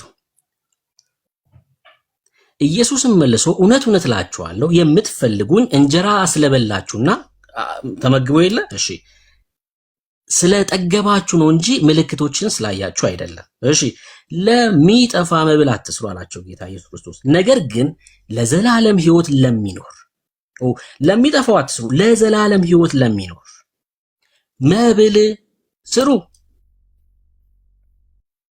የሰው ልጅ ለሚሰጣችሁ ይሄን ለዘላለም ሕይወት ለሚሰጠው መብል ስሩ፣ እርሱን እግዚአብሔር አብ አትሞታልና አለ ጌታ ኢየሱስ ክርስቶስ። ከዛ እንግዲህ የእግዚአብሔርን ስራ እንድንሰራ ምን እናድርግ አሉት። ይሄ አብ ያተመውን የማይጠፋው ምግብ ለመብላት ምን እናድርግ ሲሉት ቁጥር 29 ላይ ኢየሱስ ምን አለ? ይህ የእግዚአብሔር ስራ እርሱ በላከው እንድታምኑ አላቸው። ክፍሉ ስለምን እየነገረን ያለው? ኢየሱስ እርሱ ክርስቶስ መሆኑን አምነው ከሰማይ የወረደውን ሕያው የሆነውን እንጀራ የማያስርበውን እንጀራ እንዲበሉ ነው ጌታ እየተናገረ ያለው እንጂ ስለ ህብስት እያወራ አይደለም በዮሐንስ ወንጌል መጽሐፍ ምዕራፍ 6 ላይ። እሺ ብሩክ፣ ይሄ አንተ ፍቺ ነው።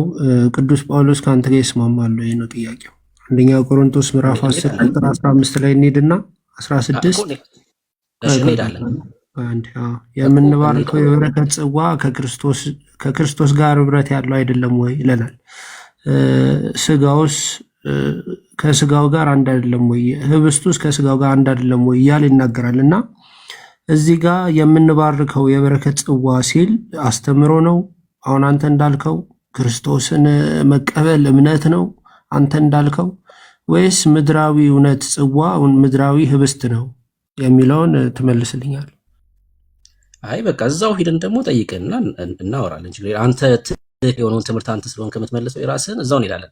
ዮሐንስ ወንጌል መጽሐፍ ምዕራፍ 6 ተዘግቷል ማለት ነው። የጌታ እራት አይደለም፣ ጨርሰናል። ወደ አንደኛ ቆሮንቶስ ተዘግቷል ሳይሆን ተሳስተሃል የሚባለው ብሩክ። አይ ከተሳሳትኩኝ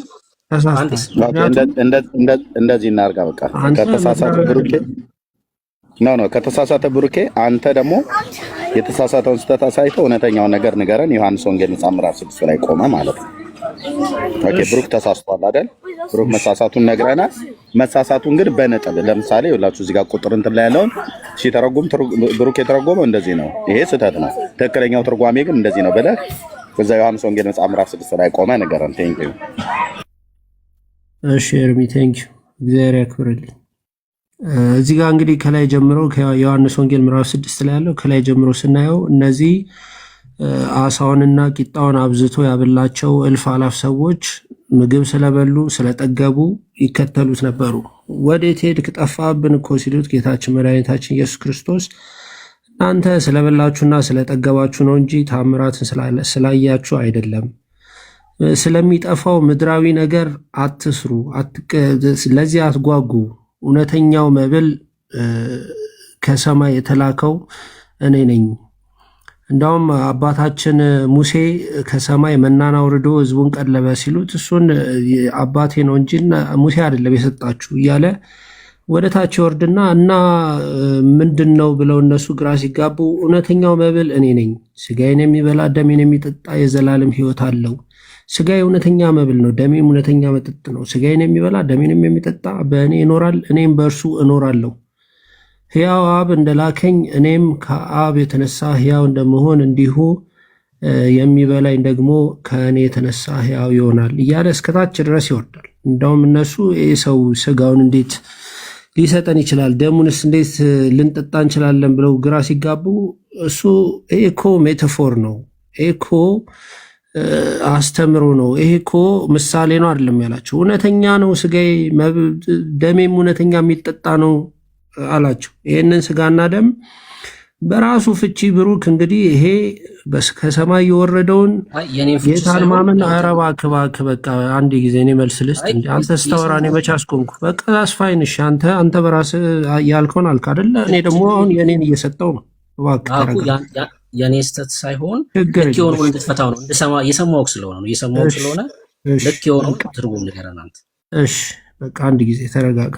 ጌታችን መድኃኒታችን ኢየሱስ ክርስቶስ ስጋዬ እውነተኛ መብል ነው፣ ደሜም እውነተኛ መጠጥ ነው። ሜታፎር ነው አይደለም ያለው፣ ምሳሌ ነው አይደለም ያለው። አይኔ ስለ አስተምሮ ነው እያወራ ያለሁት። እናንተ እኮ አልገባችሁም አላላችሁም። እዛ ጋር እውነተኛ መብል ነው እውነተኛ መጠጥ ነው ብሎ ደብል ዳውን አደረገ።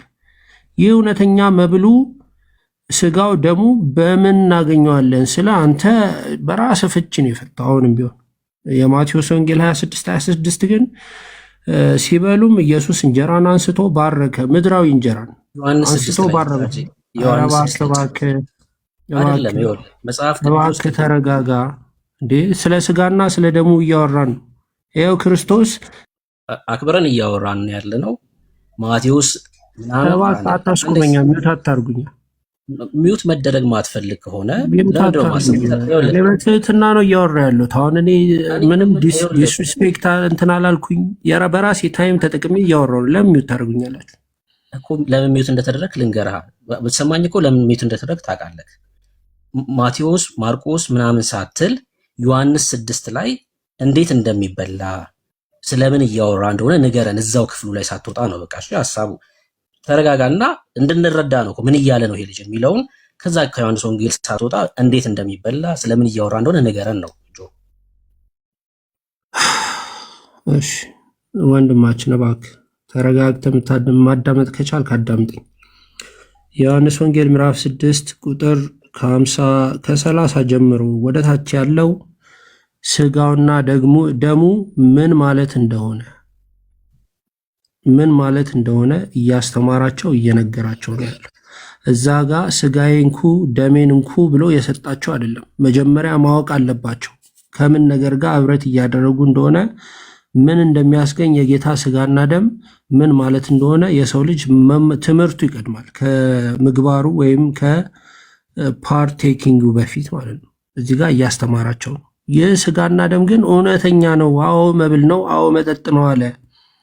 ስለዚህ ስጋና ደሙን የት ነው የምናገኘው ስንል መጽሐፍ ቅዱስ ይጋጫል ካላልከኝ በስተቀር የማቴዎስ ወንጌል ላይ በግልጽ እንካችሁ ስጋዬ እንካችሁ ደሜ ብሎ ሰጥቷቸው ምድራዊ ህብስትን አንስቶ አንተው ምድራዊ ህብስቴ እንትና የጠፈጠፈው ምናምን እያልክ አቃለልከው።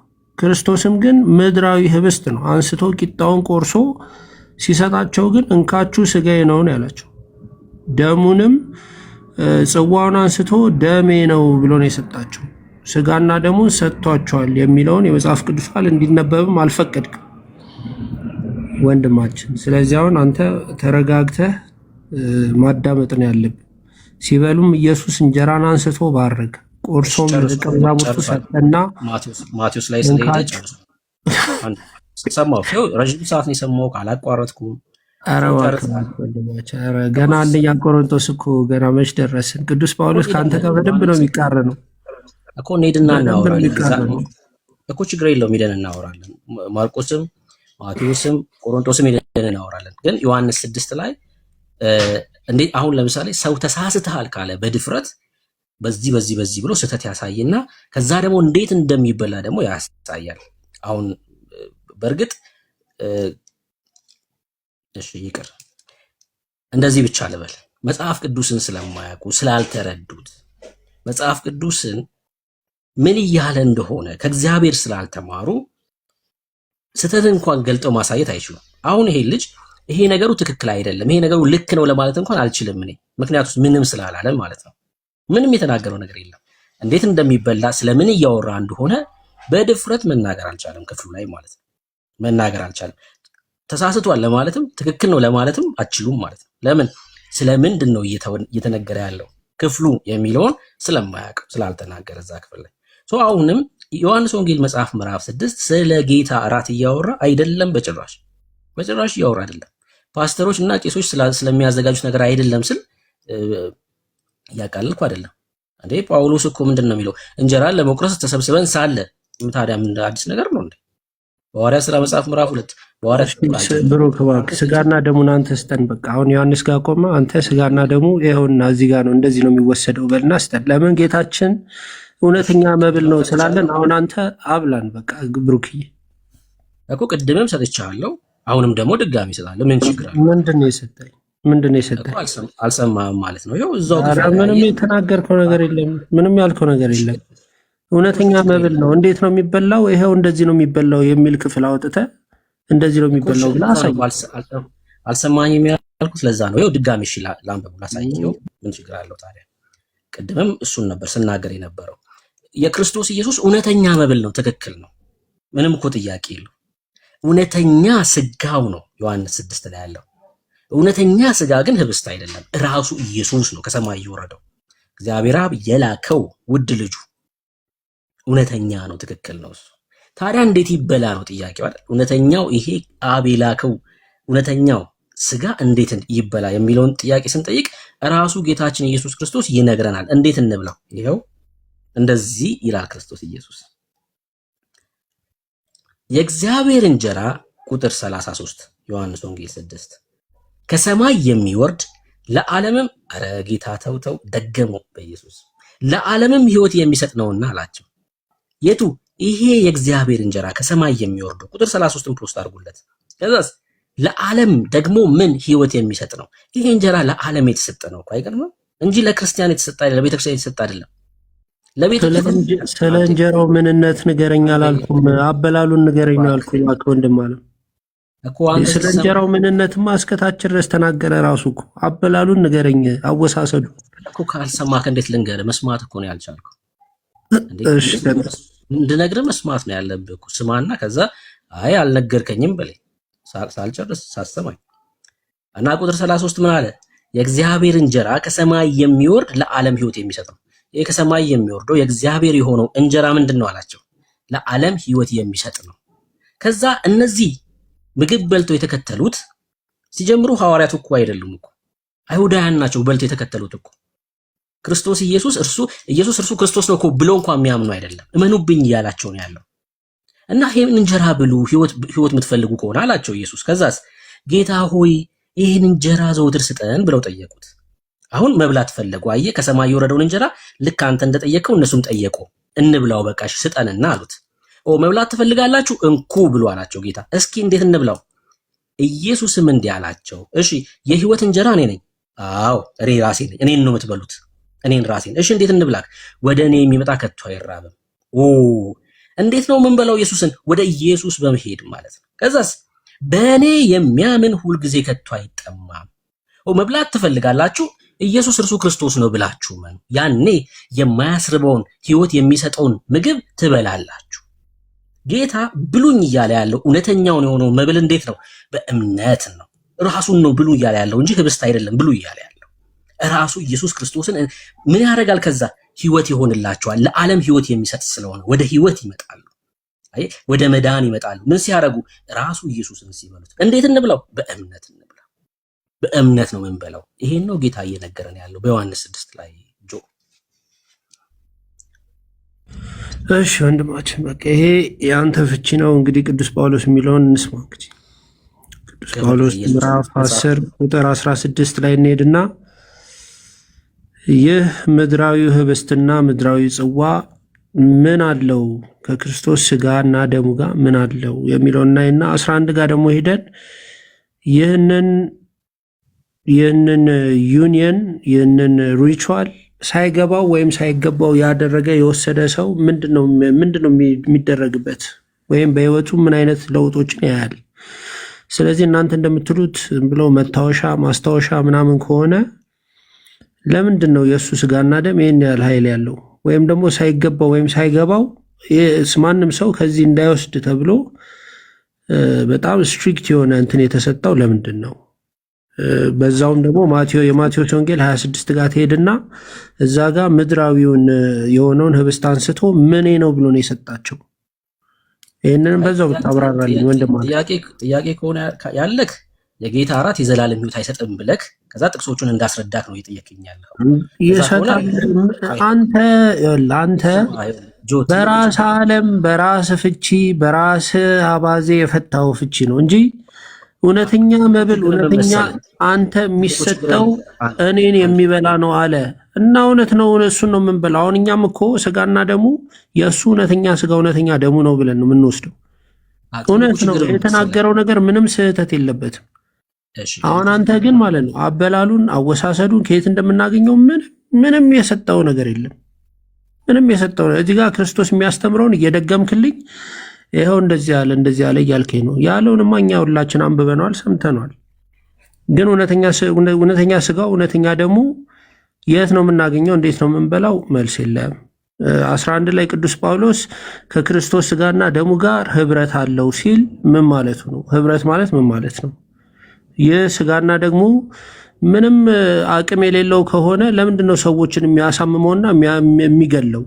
ሳይገባው ወይም ሳይገባው የሚወስደውን ሰው እነዚህን ማብራራት እንግዲህ አንተ ስራ ነው የሚሆነው ወንድም አለ። አንተ የሆነ ረጅም ሰዓት ወስደ በቤት ስለሆነ እንደዚህ ነው ስላልክ ልክ ነው ማለት አይደለም። አሁንም ከየትም አትሰጠኝም። አንተ ስጋና ደሙ ይኸው እሱን መብላት ነው። እውነት ነው፣ እኛ ስጋው ነው እውነተኛ ደሙ ነው ብለን ነው የምንወስደው ቁርባንን። ስለዚህ የመለስከው መልስ የለም። በራስህ የራስህን ማብራሪያ ነው የሰጠው ብሩክዬ። ጨርሷል። እሺ አሁን ያው አያቋርጠኝም ከዚህ በኋላ ብዬ አስባለሁ። እስኪጨርስ ድረስ ጠብቄዋለሁ። አቋርጠም አንተ ብቻ ይኸውልህ የማቴዎስ ወንጌል ግዛ ትገባና ምን ማለት እንደሆነ በዛው ታብራራልኛለህ። አንደኛ ቆሮንቶስ ምዕራፍ 10 ቁጥር 16 ላይ ወርደህ ምን ማለት እንደሆነ 11 ላይ ወርደህ ይህ ሳይገባው ከዚህ እንትን ጋር ህብረት ያደረገ ሰው ምንድነው መጨረሻው የሚለውን ይሄ ማለት እንደዚህ ነው ብለህ የእውነት ማስታወሻና መታወሻ ከሆነ የጌታችን ራት ለምንድን ነው ይህን ያህል ፓወር ያለው? ለምንድን ነው ሰውን እስከ ማሳመምና እስከ መግደል ድረስ የደረሰው የሚለውን አንተ አስረዳ። እኔ የሚዩት አደርግልሃለሁ። ቤት ነው፣ አከብርሃለሁ። እሺ አሁንም ያው ጣልቃ አይገባም ብዬ አስባለሁ ስለጨረሰ ማለት ነው። የመጀመሪያው እንግዲህ በኢትዮጵያ ኦርቶዶክስ ትክክለኛ ትምህርት ብሎ ከሚያምነው መካከል ቁርባን የዘላለም ሕይወት ይሰጣል የሚል ነው። መጽሐፍ ቅዱሳችን ላይ ቁርባን የዘላለም ሕይወት ይሰጣል የሚል ማስረጃ የለም። በጭራሽ አንድም ስፍራ ላይ ማስረጃ ለዚህ ሊሰጠን አይችልም በጭራሽ። ዮሐንስ ወንጌል መጽሐፍ ምዕራፍ 6 ስለ ጌታ እራት እያወራ ሳይሆን አብ የላከውን ራሱ ኢየሱስን እየተረከልን ያለው ኢየሱስ ክርስቶስን ሰው በእምነት እኔ አሁን በጣም በሚገርም ሁኔታ ዮሐንስ ወንጌል መጽሐፍ ምዕራፍ 6ን ለሙስሊሞች ነው የምሰጣቸው፣ ለኢቲስቶች ነው የምሰጣቸው፣ በህይወት ለሌሉ ሰዎች ነው የምሰጣቸው። ዮሐንስ 6 የጌታ እራት ነው ብሎ የሚያምኑ ሰዎች ምንድነው ማድረግ ያለባቸው መሰላችሁ? ቀሚሳቸውን ያርጉና ከነገ ጀምረው መንገድ ላይ ተሰልፈው ሙስሊሙን አፉን እየከፈቱ ማጉረስ ነው ያለባቸው። ለምን? ህይወት እንዲያገኙ ማለት ነው። ለምን? ዮሐንስ ወንጌል መጽሐፍ ምዕራፍ 6 ለዓለም የተሰጠ ስጋ ስለሆነ ህይወት እንዲያገኙ በመንገድ ላይ ተሰልፈው ጽዋውንም ህብስቱንም ይዘው ማጉረስ ተሰልፈው ያለባቸው ከመሆኑ እኔ ግን ለዓለም ነው የምሰጠው ይሄን ስጋ ብያቸዋለሁ። ለምን? ወደ ህይወት እንዲመጡ ለዓለም በሞት መካከል ላሉት ወጥቼ ኢየሱስ እርሱ የዘላለም ህይወት ነው፣ ወደ ኢየሱስ ክርስቶስ ከመጣችሁ በህይወት ትኖራላችሁ ብዬ ነግራቸዋለሁ። አዎ ኢየሱስ እርሱ የዘላለም ህይወት ነው ብሎ ሲያምኑ ምን ይሆናሉ? ወደ ህይወት ይመጣሉ። ይሄን የማያስረበውን እንጀራ ይበላሉ ማለት ነው። ዮሐንስ ወንጌል መጽሐፍ ምዕራፍ 6 ለዓለም የሚሰጥ ስጋ ነው። እንቀጥል። ከዛ ውጭ ያሉት በማቴዎስ ወንጌል መጽሐፍ ምዕራፍ 26 ማርቆስ ላይ ሉቃስ ላይም ደግሞ ጳውሎስ በቆሮንቶስ መልእክቱ ላይ ያነሳቸው ሁለቱም ሐሳቦች የዘላለም ህይወት ይሰጣል የጌታ እራት የሚል አይደለም በጭራሽ። ልታገኙ ሽታውም የለም። ተመልከቱ። ዮሐንስ ወንጌል ከማቴዎስ እንጀምር። ማቴዎስ ወንጌል መጽሐፍ ምዕራፍ 26 ላይ ጌታ ኢየሱስ ክርስቶስ የፋሲካ በዓል ዕለት ነው ያን ህብስት ቆርሶ ሲሰጣቸው የምንመለከተው። የጌታ እራት የዘላለም ህይወት የሚሰጥ ቢሆን ሐዋርያቱ የጌታን ሞት መጠበቅ አይኖርባቸውም ነበር። ራሱ ጌታ ባርኮ የሰጣቸውን ቂጣ በልተው ይድኑ ነበር ማለት ነው። ይድኑ ነበር። ጌታ ኢየሱስ ክርስቶስ ግን ምን እያላቸው ነው? መታሰቢያዬ አድርጉት ብሎ ነው ሲሰጣቸው የምንመለከተው። ምን አድርጉት? መታሰቢያ አድርጉት። የጌታ እራትን ስንወስድ ያዳነን እርሱን ሞትና ትንሣኤውን እንድንመሰክርበት ደግሞም ከጌታ ጋር ህብረት ያለው ስለሆነ ማለት ነው። ምኑ እንጀራው ምኑ ህብስቱ ህብረት ያለው ስለሆነ እሱን ወስደን የጌታን ሞትና ትንሣኤ እንናገራለን። ለዛ ነው እኮ ከስቅለቱ በፊት ሰጥቷቸው መዳን የነበረባቸው የጌታ እራት የዘላለም ህይወት የሚሰጥ ቢሆን ኖሮ። ሐዋርያቱ የዳኑት ግን በመስቀሉ ስራ ነው፣ ደም ሳይፈስ ስርየት ስለሌለ ማለት መጽሐፌን በደንብ ስለሚናገር። ታዲያ አንደኛ ቆሮንቶስ ላይ ሰዎች እኮ ታመዋል። ለምንድን ነው? ሳይገባቸው እኮ ነው የወሰዱት። አዎ ለምሳሌ ቅድም ለዓለም የተሰጠ ነው ሙስሊም ይበላል አልከኝ። እንዴት ነው ሙስሊም ከክርስቶስ ጋር ህብረት ያለውን ነገር የሚወስደው? ለዛ ነው ለክርስቲያን የተሰጠ ነው ያልኩህ። ወደ አካሉ የተጨመሩ ሰዎች የሚወስዱት ነው። ሳይገባቸው ሰዎች ሊወስዱ አይገባም። የቆሮንቶስ ቤተክርስቲያን እንግዲህ እንደምታውቁት አደገኛ ችግር ያለበት ቤተክርስቲያን፣ ልምምድ ላይም የአምልኮ ስርዓትም ላይ። ለዛ ነው ጳውሎስ መልእክቱን ሲጽፍ የምንመለከተው ስለ ትዳር ያወራል፣ ስለ አለባበስ ያወራል፣ ስለ ጸጉር ያወራል አይደል? ስለ አምልኮ ስርዓት ያወራል። የጌታ እራትንም ሲበሉ ልክ የቤታቸው እራት እስኪያደርጉት ድረስ ነበር የሚበሉት። ስርዓት አልበኝነት ነበር እና ሳይገባው ይላል ጳውሎስ። እናንተ እኮ ቅዱሳን ይላቸዋል ጳውሎስ በቆሮንቶስ መልእክቱ ላይ ሲጀምር ምን ብሎ ነው የሚጠራቸው? በእግዚአብሔር ፍቃድ የኢየሱስ ክርስቶስ ሐዋርያ ሊሆን የተጠራ ጳውሎስ ወንድሙም ሶስተኔዎስ በቆሮንቶስ ላለች ለእግዚአብሔር ቤተክርስቲያን በክርስቶስ ኢየሱስ ለተቀደሱት የእርሱና የእኛ ጌታ የሆነውን የጌታችን የኢየሱስ ክርስቶስን ስም በየስፍራው ከሚጠሩት ሁሉ ጋር ቅዱሳን ለመሆን ለተጠሩት ይላል። ለክርስቲያኖች ነው የላከው ጳውሎስ። ግን በነሱ በዚህ ህብረት ውስጥ ምን ነበረ? የአምልኮ አፈጻጸም ችግር ነበር። እናም ይላቸዋል ሳይገባው የሚወስድ ቢኖር ለምን ከጌታ ጋር ህብረት ያለው ነው ይላል እንጂ ህብስቱን የጌታ ስጋ ነው እኮ አይደለም ያላቸው ራሱ ጳውሎስ። ይሄ እውነተኛ ስጋው ስለሆነ ህብስቱን ማለት ነው። ይሄ እውነተኛው ስጋው ስለሆነ ስትወስዱት እንደዚህ ትሆናላችሁ አይደለም ያላቸው፣ ህብረት ያለው ስለሆነ ምኑ እንጀራው። ህብረት ማለት ምን ማለት ነው? አንዴ ህብረት ምንድን ነው ወንድማችን? እኮ ልጨርስና ነው አሁን የምታወራ ከሆነ አውራና ሚው ስታረግ አይ ለምትናገረው ነገርማ አካውንታቢሊቲ መውሰድ አለብህ። ህብረት ማለት ምን ማለት ነው? እሺ ጨርሰሃል። ብሩክ መልስልኝ እባክህ። ህብረት ማለት ምን ማለት ነው? በዛው እያብራራል እንዴ? እያስተማርክ አይደል እንዴ? አንተ በጣም እውቀት ያለ ሰው ነህ፣ እያስተማርክን ነው፣ እኔም እየተማርኩ ነው። ስለዚህ ህብረት ማለት ይሄ ነው። ህብረት ማለት አንድ ማለት አይደለም ወይ በሆነ መልኩ የሚገናኝ ማለት ነው እያልክ እንድታስረዳኝ ነው። እኔ ምንም ክፉ ነገር እኮ አልተናገርኩ። እሺ ጨርሷል። እንደዚህ እናደርግ አይደል? ጌታ ኢየሱስ ክርስቶስ በማቴዎስ ወንጌል መጽሐፍ ምዕራፍ 26 ላይ ሲናገር ህብስቱን ምን አለው መሰላችሁ? ወይ ደግሞ ቂጣውን ሶማ የሚል ቃል ተጠቀመ። ለዛ ህብስት ማለት ነው። ሶማ ማለት ስጋ ማለት ነው፣ ወይ ደግሞ ቦዲ ማለት ነው። በእንግሊዝኛው ፖስት ማለት ትችላላችሁ። ቦዲ ማለት ነው። ልክ ይኸውላችሁ ህብስቱ በተጠራበት ጳውሎስ በአንደኛ ቆሮንቶስ መጽሐፍ ምዕራፍ 12 ቁጥር 27 ላይ በደንብ ስሙኝ፣ እኛ የክርስቶስ ስጋ ተብለናል። በተመሳሳይ ቃል ለእኛም ሶማ የሚል ቃል ጳውሎስ በአንደኛ ቆሮንቶስ 12 27 ላይ ተጠቀመ። ጌታ ኢየሱስ ክርስቶስም ለህብስቱ ሶማ የሚል ቃል ቦዲ የኔ ስጋ አለው። እኛም የጌታ ስጋ ተብለን ተጠርተናል። የጌታ ስጋ ነን። አሁን እኛ የጌታ ስጋ ነን ማለት ራሳችን ኢየሱስ ነን ማለት ነው? ሰዎች እኛን ይበሉናል ማለት ነው? አይደለም፣ በጭራሽ እንደዛ ማለት አይደለም። ህብረት አለው ማለት በራሱ አታውቅም። እሱንም እንደዛ እንደተባልን አታውቅም። ኦኬ ማንበብ፣ ለዛ ነው አንብቡ፣ የእግዚአብሔርን ቃል አንብቡ። በነገራችን ላይ ጌታ ኢየሱስ ክርስቶስ ስጋዬ ባለበት አጠራር እኛም የክርስቶስ ስጋ ተብለናል። ደስ አይልም? እኛ የክርስቶስ ስጋ ነን። አንደኛ ቆሮንቶስ መጽሐፍ ምዕራፍ 12 ቁጥር 27 ፖስት አድርጉ እስኪ። ደግሞ በእንግሊዘኛው ቢሆን ደግሞ እንዴት ደስ ይላል። የክርስቶስ ቦዲ ነን እኛ። ህብስቱስ እሱም የክርስቶስ ቦዲ ተብሏል። ህብረት አለው ሲል ጳውሎስ ተራ ምግብ አይደለም ማለት ነው። የሚበላው ምግብ የጌታ እራትን ስንወስድ ተራ እንጀራን እየበላን አይደለም ያለነው። ቤታችን እንደምንበላው አይነት ምግብ አይደለም።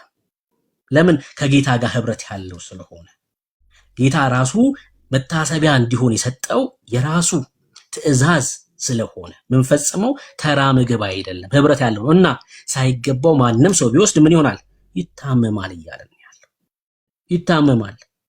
እንደውም እኮ እዛው ክፍል ላይ ጳውሎስ ሲናገር ከሚጠፉት ጋር አብሮ እንዳይፈረድባቸው ይላል እኮ። አይገርምም? ከሚጠፉት ጋር አብሮ እንዳይፈረድባቸው አይታመማል። ለምን? ህብረት ያለው ስለሆነ የከበረ ስርዓት ስለሆነ ማለት ነው እንጂ የዘላለም ህይወት በጌታ እራት በኩል የጌታ እራትን የሚወስዱት አካል የሆኑ ናቸው። አንድ የመጽሐፍ ቅዱስ ጥቅስ ላሳያችሁ። በጣም እኮ ነው የሚገርመው። ፋሲካ ተባረክ ናው ዩ አር ክራይስትስ ቦዲ ይላል አይደል? ኦ አይገርምም? የክርስቶስ ኢየሱስ ቦዲ ተብለናል እኛ። በግሪኩ ደግሞ ብታዩት ሶማ ነው የሚለው። አንደኛ ቆሮንቶስ 12 27ም ማቴዎስ 26ም ጭምር። አንድ ጥቅስ ልንገራችሁ። በሐዋርያት ሥራ መጽሐፍ ምዕራፍ 2 እንደዚህ የሚል ቃል አለ። በጣም ነው የምወደው ይሄን ቃል። እስኪ ፖስት አድርጉልን ከታች።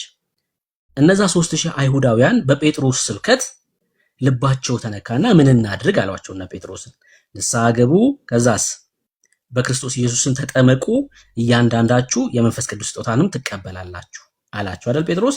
ከዛ ቁጥር 41 ላይ እንደዚህ ይላል፣ ቃሉን የተቀበሉ ተጠመቁ ይላል። ቁጥር 41 ላይ ይሄን ነው የምፈልገው። እሺ ቃሉን የተቀበሉ ተጠመቁ። ቀጥሎስ በዚያም ቀን 3000 የሚያህል ነፍስ ተጨመረ ይላል። ቃሉን የተቀበሉ ምን ሆኑ? ተጠመቁ ይልና 3000 የሚያህል ነፍስ ተጨመሩ። ወደ ምን? ወደ አካሉ ተጨመሩ። ከዛስ ቁጥር 42 በሐዋርያት ትምህርትና በህብረት እንጀራንም በመቁረስ በጸሎትም ይተጉ ነበር ይላል። ኦኬ እንጀራ የሚቆርሰው ማን ነው? ወደ አካሉ የተጨመረ ነው ማለት ነው። ወደ አካሉ የተጨመረ ነው።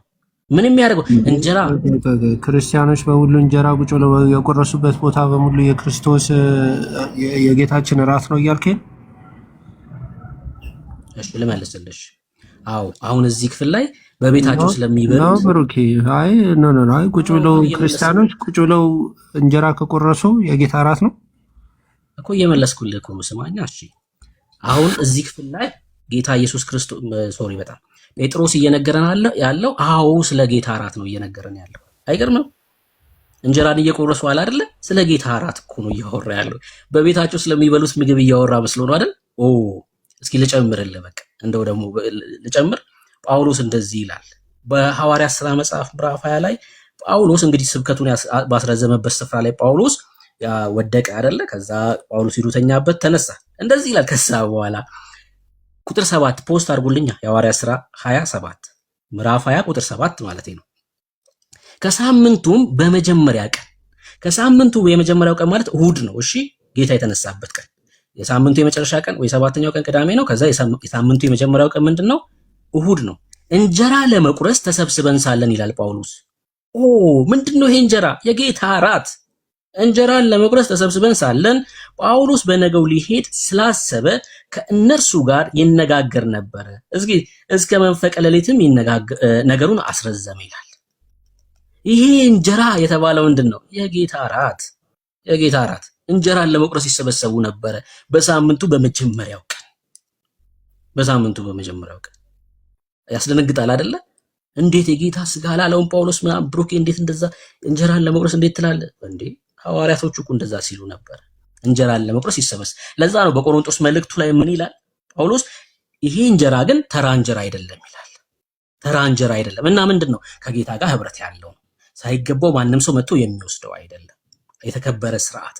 ይሄን እያለ ጳውሎስ ይነግረናል። ስለሰማኝ ተባረክ። እሺ ቃል ያሰማልን ወንድማችን። ለምሳሌ የሐዋርያት ሥራ ምዕራፍ 10 ቁጥር ስንት ላይ ነው?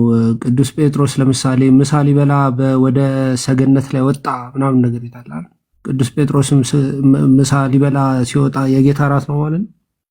አዎ ልዩነቱን ልንገርህ። አሁን እዚህኛው ላይ በህብረት ነበር ያደረጉ የነበሩት። አሁን በህብረት ሲሆን የጌታ እራት ነው፣ ብቻውን ሲሆን ምሳ ነው። ጴጥሮስ የራሱ ምሳ ነው ራእይ በተመለከተበት ስፍራ አይደለ? የሐዋርያት ሥራ መጽሐፍ ምዕራፍ እሺ ብሩኬ፣ እኔ የአንተን አንደርስታንዲንግ ሪስፔክት አደርጋለሁ። ሁላችን የራሳችን እንትን አለን። ጠይቆ ግን ሰው መስማት አለበት አይደል? አንተ አሁን ጠየቀኝ ግን አሰማ እኮ ጠየቅኩ፣ መለስክልኝ እኮ በቃ በህብረት ሲበሉ የጌታ እራት ነው፣ ብቻውን ሲበላ ምሳ ነው አልክ አይደል? ስላልጨረስኩኝ ነው። እሺ ቀጥል። የሐዋርያት ሥራ መጽሐፍ ምዕራፍ 10 ላይ ጴጥሮስ ራእይ ያየበት ስፍራ ነው አይደለ? ራእይ ያየበት ስፍራ ነው። ይሄ ግን በደንብ ስፔሲፊክሊ ምን እያልን ያለው? ስለ ጌታ እራት እያወራን ያለው። ምን ያደርጉ ነበር አለ ጴጥሮስ? በህብረት እነዛ የተጨመሩት በጸሎት ይተጉ ነበር። ስለምን እየነገረን ነው? ስለ ህብረት እየነገረን። ከዛስ በሐዋርያት ትምህርት ደግሞ እርስ በርስ ደግሞ ይተናነጹ ነበር። ከዛስ እንጀራን ይቆርሱ ነበር በህብረት። ጳውሎስም እዚህ ጋር የነገረን ምንድን ነው? ከሳምንቱ በመጀመሪያ ቀን እንጀራን ለመቁረስ ተሰብስበን ሳለ የጌታ እራት ሊበሉ ማለት ነው። ተሰብስበው ሳሉ ጳውሎስ እያለን ይነግራል። አዎ ይሄ ስለ ጌታ እራት ነው። እንጀራ በተባለበት ቦታ ሁሉ የጌታ እራት ነው ማለት አይከብድም ወይ? ጌታችን መድኃኒታችን ኢየሱስ ክርስቶስ የፓስኦቨር ዝግጅት ላይ ስጋዬ እውነተኛ ያውን እንካችሁ ስጋዬ እንካችሁ ደሜ ብሎ ሰጣቸው። ፓስኦቨር ላይ ነው። በጣም ስፔሲፊክ የሆነ ቦታ ነው። እያንዳንዱ ምሳ የሚባለው ቁጭ ብለው ለምግብ ተቀመጡ የሚባለውን በቦታ የጌታ እራት ነው ማለት አይከብድም ብሩኬ? አይከብድም። ትክክል ነው። በህብረት እንጀራን የሚቆርሱ የነበሩት የጌታ እራት በሚገባ። እሺ አንተ ምንድነው በፋሲካ በዓል ላይ በፓስኦቨር ሴሬሞኒ ላይ ጌታችን የሰጣቸው የጌታ እራት እውነተኛው የጌታ እራት እሱ ነው። አንተ እንግዲህ የራስህ ፍቻ አለ። እሺ ችግር የለም። አሁን ለመሰለ አሁን ከዮሐንስ ጀምሮ መጣን ዮሐንስ ወንጌል 6 ላይ ቆይ አንዴ ብሎ ይሄ ሁሉ ስታወራ ነው እንደዚህ እንድታረግ ነው እባክህ ያንተ መረዳት ምዕራፍ 6 ላይ የጌታችን ስጋና ደሙ እውነተኛ መብል ነው ያለውን እስቲ ስጠኝ። እንዴት ነው የሚበላው? እንዴት ነው የሚጠጣው? በራሱ ፍቺ እሱም መብላት ማለት እሱም መጠጣት ማለት ወደ እሱ መምጣት ነው። ወደሱ መምጣት የሚበላ ነው እያለ ወደሱ መምጣት ነው ብሎ ድፍን ያለ የራሱን አሳምሽን ፈጥሮ ብሩክ አስረድቶናል። ያንተ አስተምሮ ከሆነ ይመች፣ እኔ ምንም ችግር የለብኝ፣ እኔ አልቀበለውም በበኩሌ። ግን መጽሐፉ ራሱ የእውነት ስጋው የሚበላው ስጋው የሚጠጣው ስጋው እንዴት ነው የሚበላው እንዴት ነው የሚጠጣው የሚለውን ከመጽሐፍ ቅዱስ ይኸው እንካችሁ ብሎ ጌታችን ራሱ የሰጣቸውን እኔ እቀበለዋለሁ። ምክንያቱም ይህ እንካችሁ ደሜ ነው እንካችሁ ስጋዬ ነው ብሎ ስለሰጣቸው ለሐዋርያት ያ እውነተኛ ሲያወራ የነበረው ይህ ነው ማለት ነው ብዬ ነው የተቀበልኩት። ይህ ስጋና ደም ደግሞ አቅም ያለው ነው። ዝም ብለው መታሰቢያ ምናምን ሳይሆን አቅም ያለው ነው። ሰዎችን እስከ ማሳመምና እስከ መግደል የሚደርስ ነው። አንደኛ ቆሮንቶስ ላይ በደንብ አድርጎ ገልጾታል። ቅዱስ ጳውሎስ ከአንተ ጋር በደንብ ይቃረናል። ህብረት ያለውን ህብረት ምን እንደሆነ ንገረኝ ስለ ህብረት ምን እንደሆነ መናገር አልፈለክም፣ ዳስፋይን። ስለዚህ በጣም የተለያየ አስተምሮ ነው ያለን። ለአንተ ስጋና ደሙ ማለት ምንም ፋይዳ የሌለው ኦነስትሊ ፋይዳ የሌለው መታሰቢያ ነው። ሲፈልግ የምናደርገው ሳንፈልግ የምንተወው ማለት ነው። ዳስፋይን። አሁን ዊክም ሙቭ ኦን። ጥምቀትንም ልክ እንደዛው ነው የምትሉት። ጥምቀትም ልጅነትን የሚያሰጥ አይደለም፣ እንደ አዲስ መወለድን። ወደ ጥምቀት ከመሄድ በፊት አንዴ እንደዚህ እናድርግ። አልቀበለው። አንተ ያልካቸው ነገሮች በሙሉ ለእኔ ምንም ሴንስ የሚሰጠኝ ስላልሆነ ነው ብሩኬ። እኮ ችግር የለውም ሰምቼ የለ አንተ ደግሞ ስማኝ። ለምሳሌ ሐዋርያት ሥራ መጽሐፍ ምዕራፍ 20 ጠቀስኩና ይሄ በሳምንቱ መጀመሪያ እንጀራን ይቆርሱ ነበር ያልኩት የተባለውን ክፍል የጌታ እራት ነው አልኩኝ። አንተ ምንድን ነው የምትለው? እሱን ነገር የአንተ መረዳት ማወቅ ስለፈለኩ። ምንድን ነው ጥያቄሽ? ግልጽ አድርግ። አሁን የሐዋርያት ሥራ 7 ምዕራፍ 20 ቁጥር 7 ላይ ከሳምንቱ በመጀመሪያው ቀን እንጀራን ለመቁረስ ተሰብስበን ሳለን አለን። ይሄ እንጀራን ለመቁረስ ተሰብስበው ሳሉ ያለውን እኔ የጌታ እራት ነው አልኩኝ። አንተ ምንድን ነው ብለህ ነው የምትረዳው ነገር?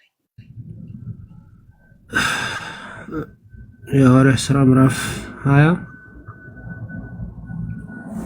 20 ቁጥር ስንት ነው? ቁጥር 7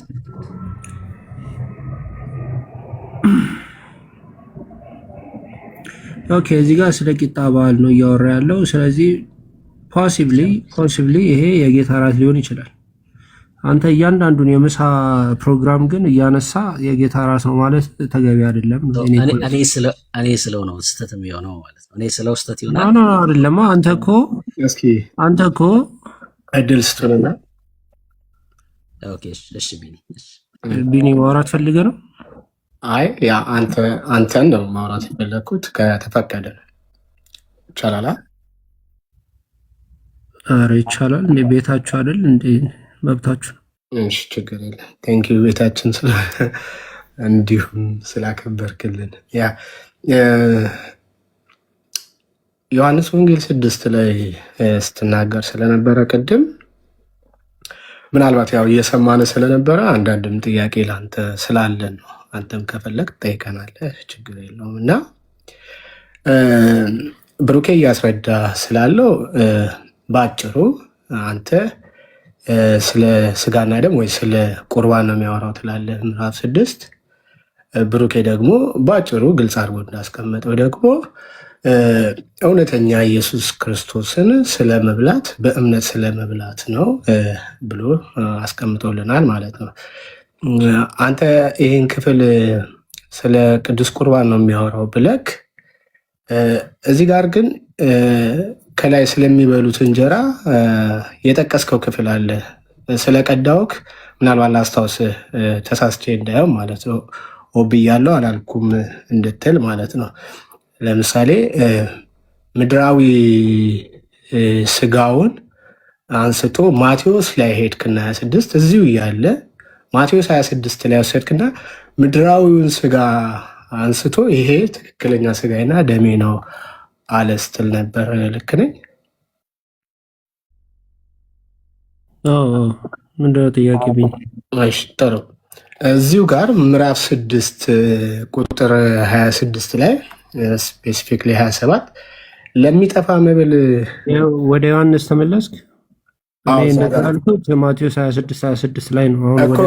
አንተ ሄድክና ምድራዊውን ነገር እሱ ትክክለኛ ወይም እውነተኛ መብል ነው አላቸው ብለህ ስታስረዳ ስለሰማው ነው። እና እዚህ ጋር ለሚጠፋው ነገር ወይም ለሚጠፋው መብል አትስሩ፣ ነገር ግን ለዘላለም ሕይወት ለሚኖር መብል የሰው ልጅ ለሚሰጣችሁ ስሩ፣ እርሱ እግዚአብሔር አብ አትሞታልና አለ። ለሚጠፋ መብል ያለው ይሄ የራሱን ስጋ ነው ወይስ ምድራዊው ነው? የሚጠፋ መብል ያለው እነሱ ሙሴ በበረሃ ለአባቶቻችን ከሰማይ መና አውርዶ አታብራራባይ እንድታብራራ ሳይሆን ለሚጠፋ መብል አትስሩ ያላቸው። ቆይ እኮ ጥያቄ ጠይቀ መልስ አትፈልግም? ኧረ እባክህ ቢኒ ብሎናል እኮ እንትና ማብራሪያ ትሰጥበታለህ። ማብራሪያ ሳይሆን ያስፈልጋል። እያንዳንዱ ጥያቄ ማብራሪያ ይፈልጋል። በነገራችን ላይ ጠይቀኛል፣ ከዛ ታብራራለህ። መልሱን አልመለስከውም፣ ታብራራለህ። አንተ ቀጥታ ወደሚጠፋ ያላቸው ለሚጠፋ መብል ያላቸው የራሱን ስጋ ራሱን ስለመብላት እሱን ያለው ወይስ ትክክለኛው ምድራዊውን ነው ለሚጠፋ ያላቸው? የራሱ ስጋማ ወንድማችን የዘላለም ሕይወት ይሰጣቸዋል እያለ ነው። እንዴት ነው እሱን? ስለዚህ ምድራዊውን ነገር ነው ይጠፋል ያላቸው። ከሰማይ የወረደውን ሙሴ በበረሃ ለአባቶቻችን መና አውርዶ አብልቷቸዋል ሲሉት ስለዛ እየነገራቸው ነው።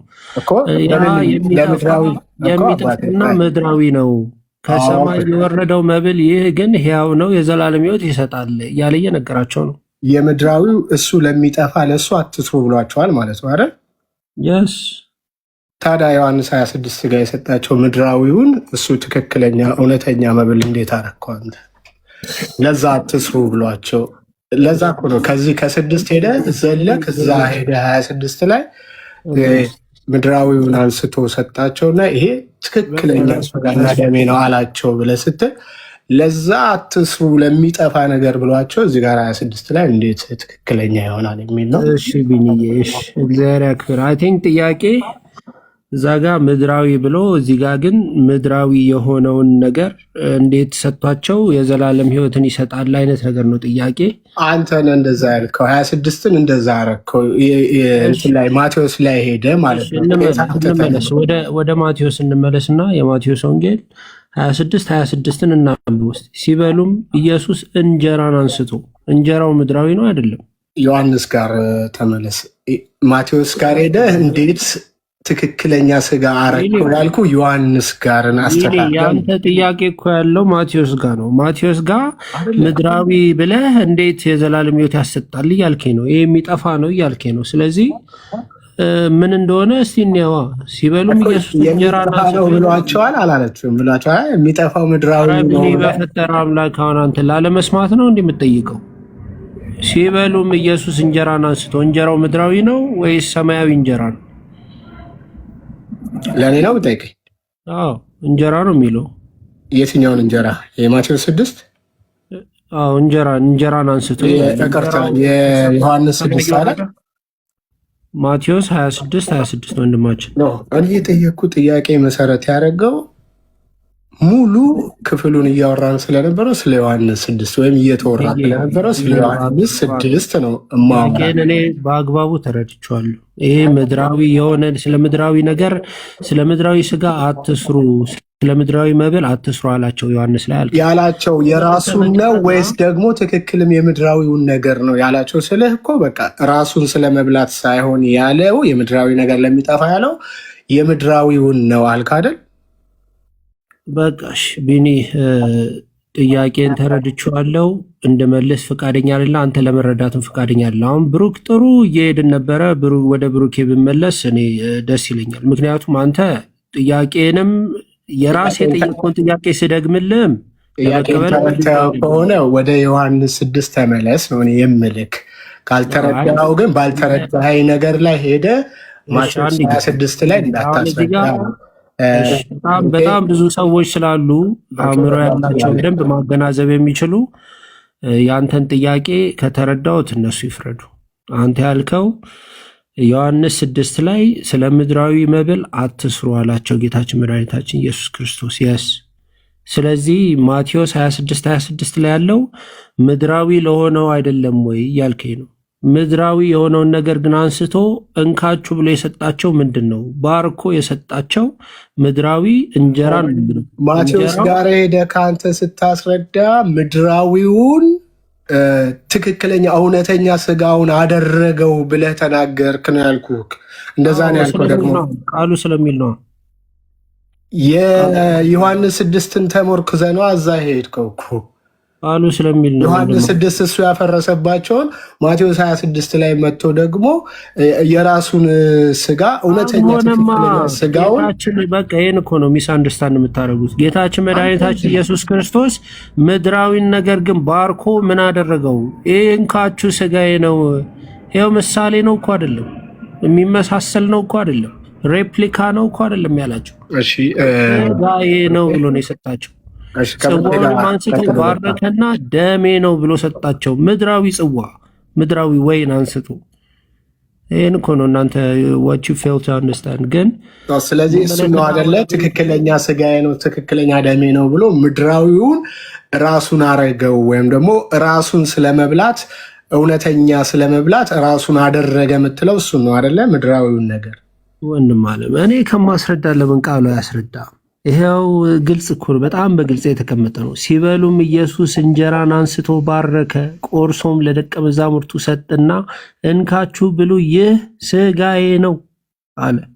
ጽዋውንም አንስቶ አመስግኖም ሰጣቸው፣ እንዲህም አለ፣ ሁላችሁ ከእርሱ ጠጡ፣ ስለ ብዙዎች ለኃጢአት ይቅርታ የሚፈስ የአዲስ ኪዳን ደሜ ነው። እሺ ብሩክ ከፈቀደልኝ እንቀጥላለን እዚሁ ጋር 26 ከፈለክ ማለት ነው። ነገር ግን ከሱ ፍቃድ ውጭ መሄድ አልችልም። እዚህ ጋር ስጋዬ ነው ብለው ሲላቸው ስጋውን ቆርሶ ሰጥቷቸዋል። የራሱን ስጋ የራሱን ስጋ ማለት ምን ማለት ነው ወንድሜ? እውነተኛ የምትለው የራሱን ስጋ ነው አይደለ? የራሱን ስጋውን ቆርሶ ነው የሰጣቸው እዚህ ክፍል ላይ ደሜ እንኩ ብሎ ሲላቸው የራሱ ደም ስለሰጣቸው እየነገርኩ እኮ ነው። ኧረ እባክህ ብሩክ አንተ ስማርት የሆንክ ወጣት ልጅ ነህ አይደል እንዴ? እንጀራን አንስቶ እያልኩ እንጀራ ይላል እኮ ምድራዊ እንጀራን አንስቶ ባረከና ግን ሲሰጣቸው ምን ሆነ? ስጋዬ ነው ብሎ ነው የሰጣቸው። ምንኛ ነው እሱ? ምንኛ አገላለጽ ነው እኮ መልስልኝ። ራሱ ስጋውን ቆርሶ ነው የሰጣቸው ስልክ ትደናበርብኛለህ። ራሱን ደሙን አፍሶ ነው ወይ የሰጣቸው ስልህ ትደናበርብኛለህ ወንድሜ። እኔ አሁን ያልኩህ በቃ የኔን ብልፍ እየጠየቀኝ ስለሆነ እኔ ልመልስልህ፣ እኔ ልንገርህ። ህብስቱ ምድራዊ ህብስት ነው፣ ግን ጌታችን መድኃኒታችን ኢየሱስ ክርስቶስ ባርኮ ስጋው እንዳደረገው ሁሉ ካህናት ምድራዊውን ህብስት ጸልየውበት ወደ ጌታችን ስጋና ደምነት ይቀየራል። ያን ስጋና ደም ደግሞ ሕያው ነው። ማስረጃ ነው። ያው ማስረጃውማ እዚሁ ጋር ነው እኮ። እንጀራን አንስቶ ባረከ፣ ቆርሶም ለደቀ መዛሙርቱ ሰጠና እንካችሁ ስጋዬ ነው አላቸው። ምድራዊ ስጋ ምድራዊውን ህብስት አንስቶ ባርኮ ስጋዬ ነው ብሎ ሰጣቸው። ይሄ እንዴት ነው? ግልጽ አይደለም እንዴ? አታምታታም። ቆይ ካህናቶች ሲጸልዩበት ይለወጣል አልክ አይደለ? ወደ እውነተኛ ስጋና ደም ይለወጣል አልክ አይደለ? ማስረጃ አለክ ለሱ? ማስረጃው እኮ እዚህ ጋር ነው ቢሊ። እንዴ ስንቴ ልድገመው? የታለ ማስረጃ? እዚህ ጋር ላሉት እጅግ በጣም ብዙ ሰዎች ማለት ነው። እና ክብራቸውና ዝም ብሎ የማይመጥን ወሬ አናወራ እባክህ። ነው ካህናት ሲጸልዩበት አልክ። ካህናቶቹ ወይ ቤተክርስቲያን አገልጋዮች ሲጸልዩበት ኢየሱስ ክርስቶስ እንጀራውን ባረከ፣ ባርኮ ምን አደረገው? ያው ስጋው አደረገው፣ ስጋዬ ነው ብሎ ሰጣቸው። እንዴ ከዚህ በላይ ምን ልበል ወንድም? ማስረጃ አለክ ወይ? ካህናቶችክ ህብስቱን አንስተው ሲጸልዩበት ወደ ጌታ ስጋና ደም የሚለወጥበት ማስረጃ አለክ ወይ? ቢንዬን ያከብራለሁ እወዳለሁ፣ ግን እኔም እንደዛ አከብራለሁ እወዳለሁ፣ ግን በስተት ልሸነግለኝ አልችልም። ጆይ በጣም ደስ የሚል ኮንስትራክቲቭ የሆነ ዲስከሽን እያደረግን ነበር። እባክህ ብሩኬ እንቀጥልና ስጋና ደሙ ላይ አልተስማማንም፣ ወደ ጥምቀት ማውራት እንችላለን። ስጋና ደሙን አንተ ምንም የሰጠኝ ነገር የለም። ስጋው እንዴት እንደሚበላ ደሙ እንዴት እንደሚጠጣ አንዳችም የሆነ አንተ ወደ እሱ መምጣት ነው አልከኝ። ወደ ክርስቶስ ስንመጣ ግን ስጋዬ እውነተኛ መብል ነው፣ ደሜ እውነተኛ መጠጥ ነው፣ የሚበላ ነው፣ የሚጠጣ ነው እያለን ያንን ስጋና ደም ልትሰጠን አልቻልክም። ወደ ጥምቀት ማለፍ እንችላለን። ጥምቀት ለእናንተ ምንድን ነው? ጥምቀት ክርስቶስን መልበስ ነው ለእናንተ? ጥምቀት ሚኒንግ አለው ወይስ ቢቀርም ባይቀርም ሚኒንግ የሌለው ለውጥ የማያመጣ ነገር ነው? ስለሱ ዲስከስ ማድረግ እንችላለን። ካልሆነ ረጅም ሰዓት ከወሰድኩ ደግሞ እኔ መውጣት እችላለሁ። ሌላ እርግጠኛ ነኝ 586 ሰው አባቶች ይኖራሉ፣ የቤተክርስቲያን አገልጋዮች ይኖራሉ እጅግ የሚበልጡኝ። እነሱ እያሉ እኔ ማውራት ስለሌለብኝ አንድ ሰው ገብቶ መቀጠል ትችላለህ። እንግዲህ ለምን ብሩኬ ያስተናግዳል። ለሌላ ሰው የሚሆን ቦታ ስላለ ሶክ አታስብ። ብዙ ብሩኬ አመቺ ቦታ ላይ ካለ ቀጥል። ብሩኬ ወይ ዳኒ።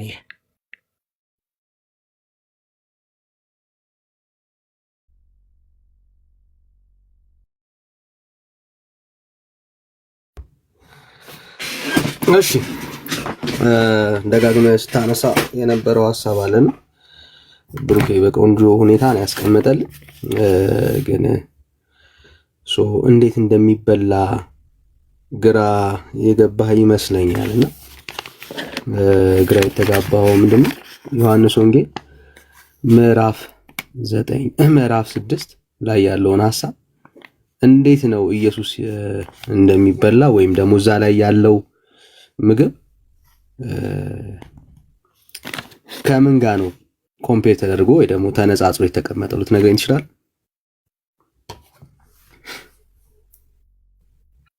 ይቅርታ ዳኒ ጥያቄ አልገባኝ። ዮሐንስ ወንጌል ምዕራፍ 6 ላይ ያለው እንጀራ መብላት ከምን ጋር ተነጻጽሮ ተቀምጧል? በዮሐንስ ወንጌል ምዕራፍ 6 ላይ ተነጻጽሮ ማለት አልገባኝም። ተነጻጽሮ ማለት ምን ማለት ነው? ግልጽ ከሆነ ጥያቄ ዮሐንስ ወንጌል ምዕራፍ 6 ላይ ያለው መብል እንጀራው ከምን ሐሳብ ጋር ተነጻጽሮ ተቀምጧል? እሱን ቅድም አንስተነዋል። ያ በሚራክል የበዛውን አሳና ቂጣውን የበሉ እልፍ አላፍ ሰዎች ክርስቶስን ለመብል ለምድራዊ መብል ለመጥገብ ፈልገውት መምህራችን የት ጠፋብን እኮ እያሉ ሲከተሉት እናንተ ምድራዊ ምግብን ስለበላችሁና ስለጠገባችሁ ሆዳችሁን ስለሞላችሁ ነው እንጂ ታምራትን ስላያችሁ አይደለም የምትከተሉኝ ብለው ገስጿቸው፣ ከዛ በኋላ እውነተኛ ስለሆነው መብል ግን ስሩ፣ ያው ስለሆነው መብል የጠየቁ መብላቱ ከሆነ ጥያቄም እኮ ግልጽ አይደለም ወንድማችን። ልጻፍልህ መብላቱ አሁን እንጀራ ያልከውን እዛ እንጀራ የተባለው መብላት ከምን ጋር ተነጻጽሮ ተቀምጧል ነው? መብላት ከምን ጋር ተነጻጽሮ ተቀምጧል? ከምን ጋር ተነጻጽሮ አልተቀመጠም። ስጋዬን መብላት አለባችሁ፣ ደሜ መጠጣት አለባችሁ፣ ሕያው ነው ስጋዬ፣ ሕያው ነው ደሜ ነው እያለ የተናገረው ከምን ጋር ተነጻጸረ? እሺ አልተነጻጸረም። ልጻፍልህ አልተነጻጸረም። ኦኬ አልተነጻጸረም። እሺ እዛ ክፍል ላይ የተጠቀሰው ዮሐንስ ወንጌል ምዕራፍ 6 ላይ የተጠቀሰው መብል አማናዊ ነው አይደል? እውነት ነው። እውነተኛ ነው። ኦኬ ይሄ እውነተኛው መብል እንዴት ነው የሚበላው? ማቴዎስ 26 ላይ ጌታችን ምዕራፍ 6 ነው የጠየቁ እኮ ማቴዎስ ዮሐንስ ወንጌል ምዕራፍ 6 የሚያወራው ዮሐንስ ወንጌል ምዕራፍ 6 አስተምሮ ነው። ስጋው ምን እንደሚበላው ነው አስተምሮ አይደለም ምናምን አልኩ። እንዴት ነው የሚበላው?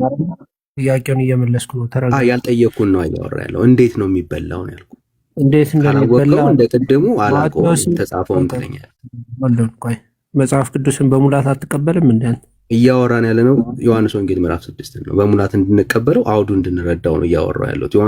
እውነተኛው መብል ያልከው አማናዊው ዮሐንስ ወንጌል ምዕራፍ 6 ላይ ያለው ምግብ እንዴት ነው የሚበላው? ዮሐንስ ወንጌል ምዕራፍ 6 አስተምሮ ነው እንዳልኩት ቅድም ጌታችን መድኃኒታችን ኢየሱስ ክርስቶስ ምን እንደሆነ ደሙ ምን እንደሆነ ሚኒንጉንና ምን እንደሚያስብ እንዴት ለሰው ነው ልጅ ምን የሚበላው ነው ያልኩህ ብራዘር። እንዴት ነው የሚበላው ነው ያልኩህ። ረጋ ብለህ ማወቅ ማቴዎስ 26 መሄድ አለብህ። እኔ ጠየቅኩ ዮሐንስ ወንጌል ምዕራፍ 6 ላይ ያለው እውነተኛ ያልከው መብል እንዴት ነው የሚበላው? በቃ አሁን ምን ሆነ መሰላችሁ? በርታ ብራዘር፣ ኮምፕሌኑን ተውና አሁን ኮምፕሌኑን ተው ብራዘር። ሰው መልስ ሲያጣ ወደ መድረቅ ይሄዳል። እኔ እየጠየቅኩ ብራዘር መልስ እኮ ያጣው አንተ የራስን ነው እየነገርከን ያለው። እኔ ጠያቂ ነኝ እየመለስኩኝ እውነተኛው መብል ዮሐንስ ወንጌል ላይ ተቀምጠህ ይህንን መልስ መልስልኝ አይባልም። መጽሐፍ ካላወቅከው አላቆም ትለኛለህ። እሺ ዮሐንስ ወንጌል ምዕራፍ 6 ስለምንድን ነው የሚያወራው? ስለ እግዚአብሔር ልጅ ስጋና ደም ነው አይደል የሚያወራው? አረጋ አሁን ጥያቄ አለ የምቀበለው ከአንተ እንዴት ነው የሚበላው? ጥያቄ አይደለም ብራዘር። አሁን መልስ ላይ ቀዳኒ አሁን አንተ ምንም አሁን ለቅሶውን ተሆነ እውነተኛው ዮሐንስ ወንጌል ምዕራፍ 6 ላይ ያለው እንዴት እንደሚበላ ማስረጃ አንተ እንዴት ነው የሚበላ ንገረን። እንዴት ነው የሚበላው? አንተ ማስረዳት አትችልም። ይሄ ስጋና ደግሞ አንተ የለኝም ትለኝና ከዛ ነው የተጠቀመው ስለማይጋጭ ይሄ ቦታ የሚያወራው ስለ ጌታችን ስለምንድነው? ማቴዎስ ላይ እኔ ጥያቄ ገና ነው። ዮሐንስ ወንጌል ምዕራፍ 6 ደግሞ ዮሐንስ ወንጌል ምዕራፍ 6 ላይ ስጋና ደግሞ እንዴት እንደሚበላና እንዴት እንደሚጠጣ ራሱ ጌታችን ካለው እኔ ጠይቄ ዮሐንስ ወንጌል ምዕራፍ 6 አላቀውም በለኛ። ዮሐንስ ወንጌል ምዕራፍ 6 ላይ ያለው መብል እንዴት እንደሚበላ አላቀውም ነው የሚባለው። አላቀውም በልና ከዛ ልለፍ። በቃ ወንድማችን አሁን እኔ ለመዳረግ ዝግጁ ስላልሆንኩኝ ማለት ነው። እኔ እውነት ነው መልስ ስለሌለኝ የማመን ሰው ነኝ። እሺ የለኝም። እኔ ሰው ካሳመነኝ የማመን ሰው ነኝ። አንተ ሚዩት አድርግ። መልስ አለ የለም? አመሰግናለሁ ብሩኬ፣ በጣም ነው የማመሰግነው። ቢኒም እንደዛው። ሚዩት አድርግ። ከታች በኮመንት አመስግን ከፈለክ። አሁን መጀመሪያ ስማ፣ አትረብሽ። ይሄው ይሄ እውነተኛ መብል ይሄ እውነተኛ መጠጥ ያልከው እንዴት ነው የሚበላው? አያውቀውም። የት ላይ ነው ለማውራት የሚሞክረው? ማቴዎስ ላይ ብራዘር። እየተወራ ያለው ዮሐንስ ወንጌል ምዕራፍ 6 ማቴዎስ ላይ ሄደ። በምን አርጊውመንት ነው በምን አካሄድ ነው ሄደ የምታስረዳው? ወዳጄ አየህ፣ ቤተ ክርስቲያን ማቴዎስን ዮሐንስ ወንጌልን ትጠቅስና ማቴዎስ ላይ ሄዳ ለማስረዳት ትሞክራለች። ለምን? ዮሐንስ ወንጌል ምዕራፍ 6 እንዴት እንደሚበላ ስለሚናገር። ዮሐንስ ወንጌል ምዕራፍ 6 ላይ ያለው መብል እንዴት ነው የሚበላው ካልን በእምነት ብራዘር ጌታ እየተናገረ ያለው ዮሐንስ ወንጌል ምዕራፍ 6 ላይ ያለው መብል በእምነት ስለመበላት ነው የሚናገረው። በአፍ ስለማስገባት ሚውት አድርግ ብራዘር። ማስረጃ በእምነት እንደሚበላ ሚውት አድርግ ብራዘር። ሚውት አድርግ ማስረጃ ብራዘር። ሚውት አድርግ። ስትጠየቅ መልስ ካሌለ አሁን ሚውት አድርገህ ነው የምትሰማው ብራዘር። ሚውት አድርግ። ቴንክ ዩ። ሚውት አድርግ ስለ ሚውት አድርግ ብራዘር። ያለ እውቀት እያወራ አትቀጥልም። ሚውት አድርግ። ማንነት የተለመደ ነው ወዳጄ። ሚውት አድርግ። ትጠይቅ እኮ የለህም። ማቴዎስን ነው የምታወራው ወዳጄ። አሁን ሚውት አድርግ እንዴ ብራዘር። እስካሁን እዚህ ነህ እንዴ? ነካው እንጂ ወዳጄ። በእምነት ነው የሚበላው። በአፍ ስለሚበላ መብል ጌታ አወራ አላወራም? ሰው በአፍ ስለሚበላ መብል ጌታ በዮሐንስ ወንጌል ምዕራፍ 6 ላይ አልተናገረም። ለምንድን ነው ያልተናገረው? በክፍል ውስጥ ኢየሱስ ክርስቶስ እየተናገረ ያለው እሱን አምኖ የዘላለም ሕይወት ስለማግኘት ነው የተናገረው። ብራዘር አይዞ ፎከር ብራዘር። አሁን መፎከር ነው። የኦርቶዶክስ ያላት ፉከራ ነው ስለ ፉከራ ነው። ኦርቶዶክስ ያላት ፉከራ ነው። ፉከራ ነው ብራዘር። መፎከር ነው የምትችለው፣ መፎከር ነው። ከዛ ውጭ ያለ የለም ብራዘር። ፎክር ብራዘር። ከፉከራ ውጭ ኦርቶዶክስ የላት። ይሄው 47 ላይ ምን ይለናል? እሺ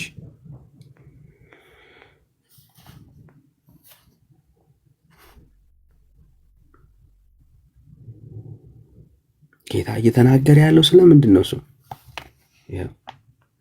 እውነት እውነት እላችኋለሁ በእኔ የሚያምን የዘላለም ሕይወት አለው።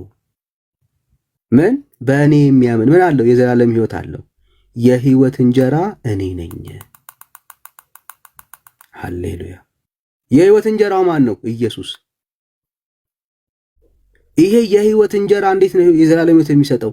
በእኔ እመን። በማን? በእኔ እመን።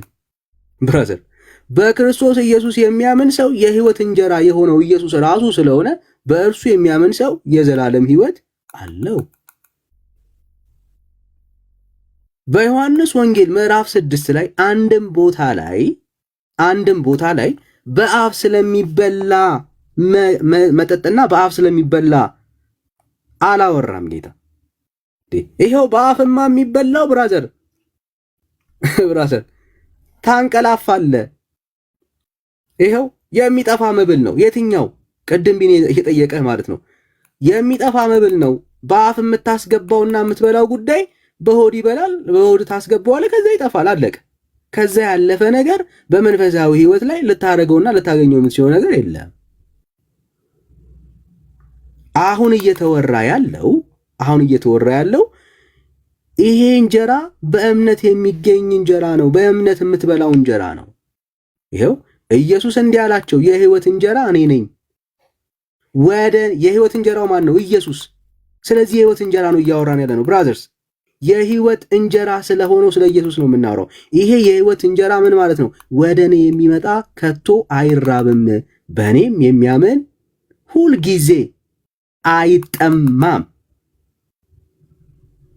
ብራዘር፣ ይሄ የህይወት እንጀራ የሚበላው እንዴት ነው ካልክ፣ ወደ ኢየሱስ በመምጣት እሱን በማመን። አንተ ግን ምን አልከኝ? ይሄ የህይወት እንጀራ እንዴት ነው የሚበላው ስትባል ዮሐንስ ወንጌል ምዕራፍ 6 ላይ የለም፣ ማቴዎስ ላይ እንሂድ አልክ። አይዞ ብራዘር፣ የህይወት እንጀራው እንዴት እንደሚበላ ጌታችን በእምነት ደጋግሞ ነግሮናል። የዮሐንስ ወንጌል ምዕራፍ 6 ላይ ያለው ሐሳብ ስለ እንጀራ በአፍ ስለምትበላውና ስለምትጠጣው ቂጣ እያወራ አይደለም። በልብ ስለምትቀበለው የህይወት እንጀራ ስለሆነው ስለ ኢየሱስ ነው የሚናገር። ከሌለ በቃ የለ ማቴዎስ ላይ የለም ብላል። ይሄ ነው ትምህርት። ዮሐንስ ወንጌልን ጠቅሶ ማቴዎስ ላይ ዶክትሪን የሚመሰርት እኮ ቤተ እምነት እኮ ነው ማለት። ኦርቶዶክስ ማለት ዮሐንስ ወንጌልን ጠቅሶ ዮሐንስ ወንጌል ምዕራፍ 6ን ጠቅሶ ማቴዎስ ላይ ዶክትሪን የሚመሰርት ማለት ነው ብራዘር። በጣም ፈኒ ማለት ነው። የእግዚአብሔር ቃል ግን በጣም ግልጽ ነው። ህይወት የሚገኘው ኢየሱስ ክርስቶስን በማመን ነው። ከዛ ውጪ ህይወት የሚገኝበት መንገድ የለውም። የእግዚአብሔር ቃል የለውም ህይወት የሚገኝበት።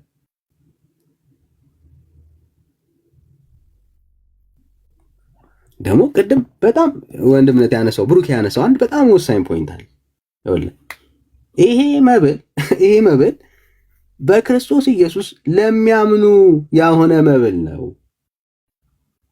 የተዘጋጀው ደግሞ ማንም ሊያምንበት በክርስቶስ ኢየሱስ ሊያምንበት የሚችል ሰው ሁሉ የሚበላው መብል ነው።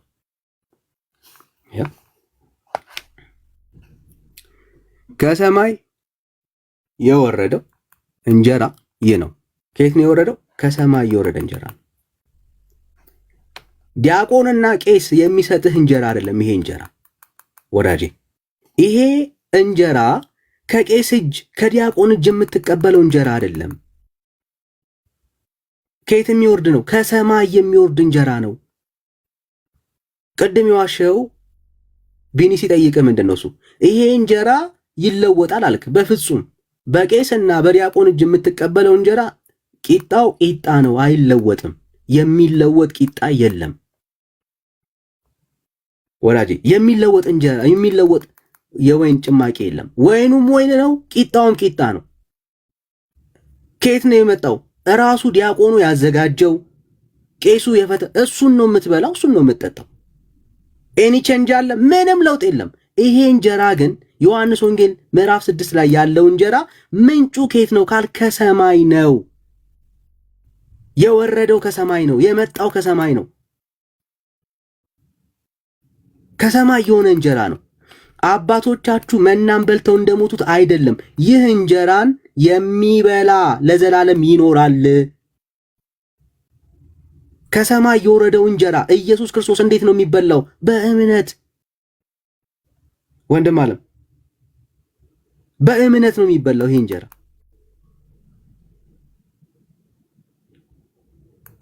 የእግዚአብሔር ቃል ነው የሚናገር። ትክክል ነው ያልከው አንዱ ትምህርት ይኸው ገደል ገባ ብራዘር።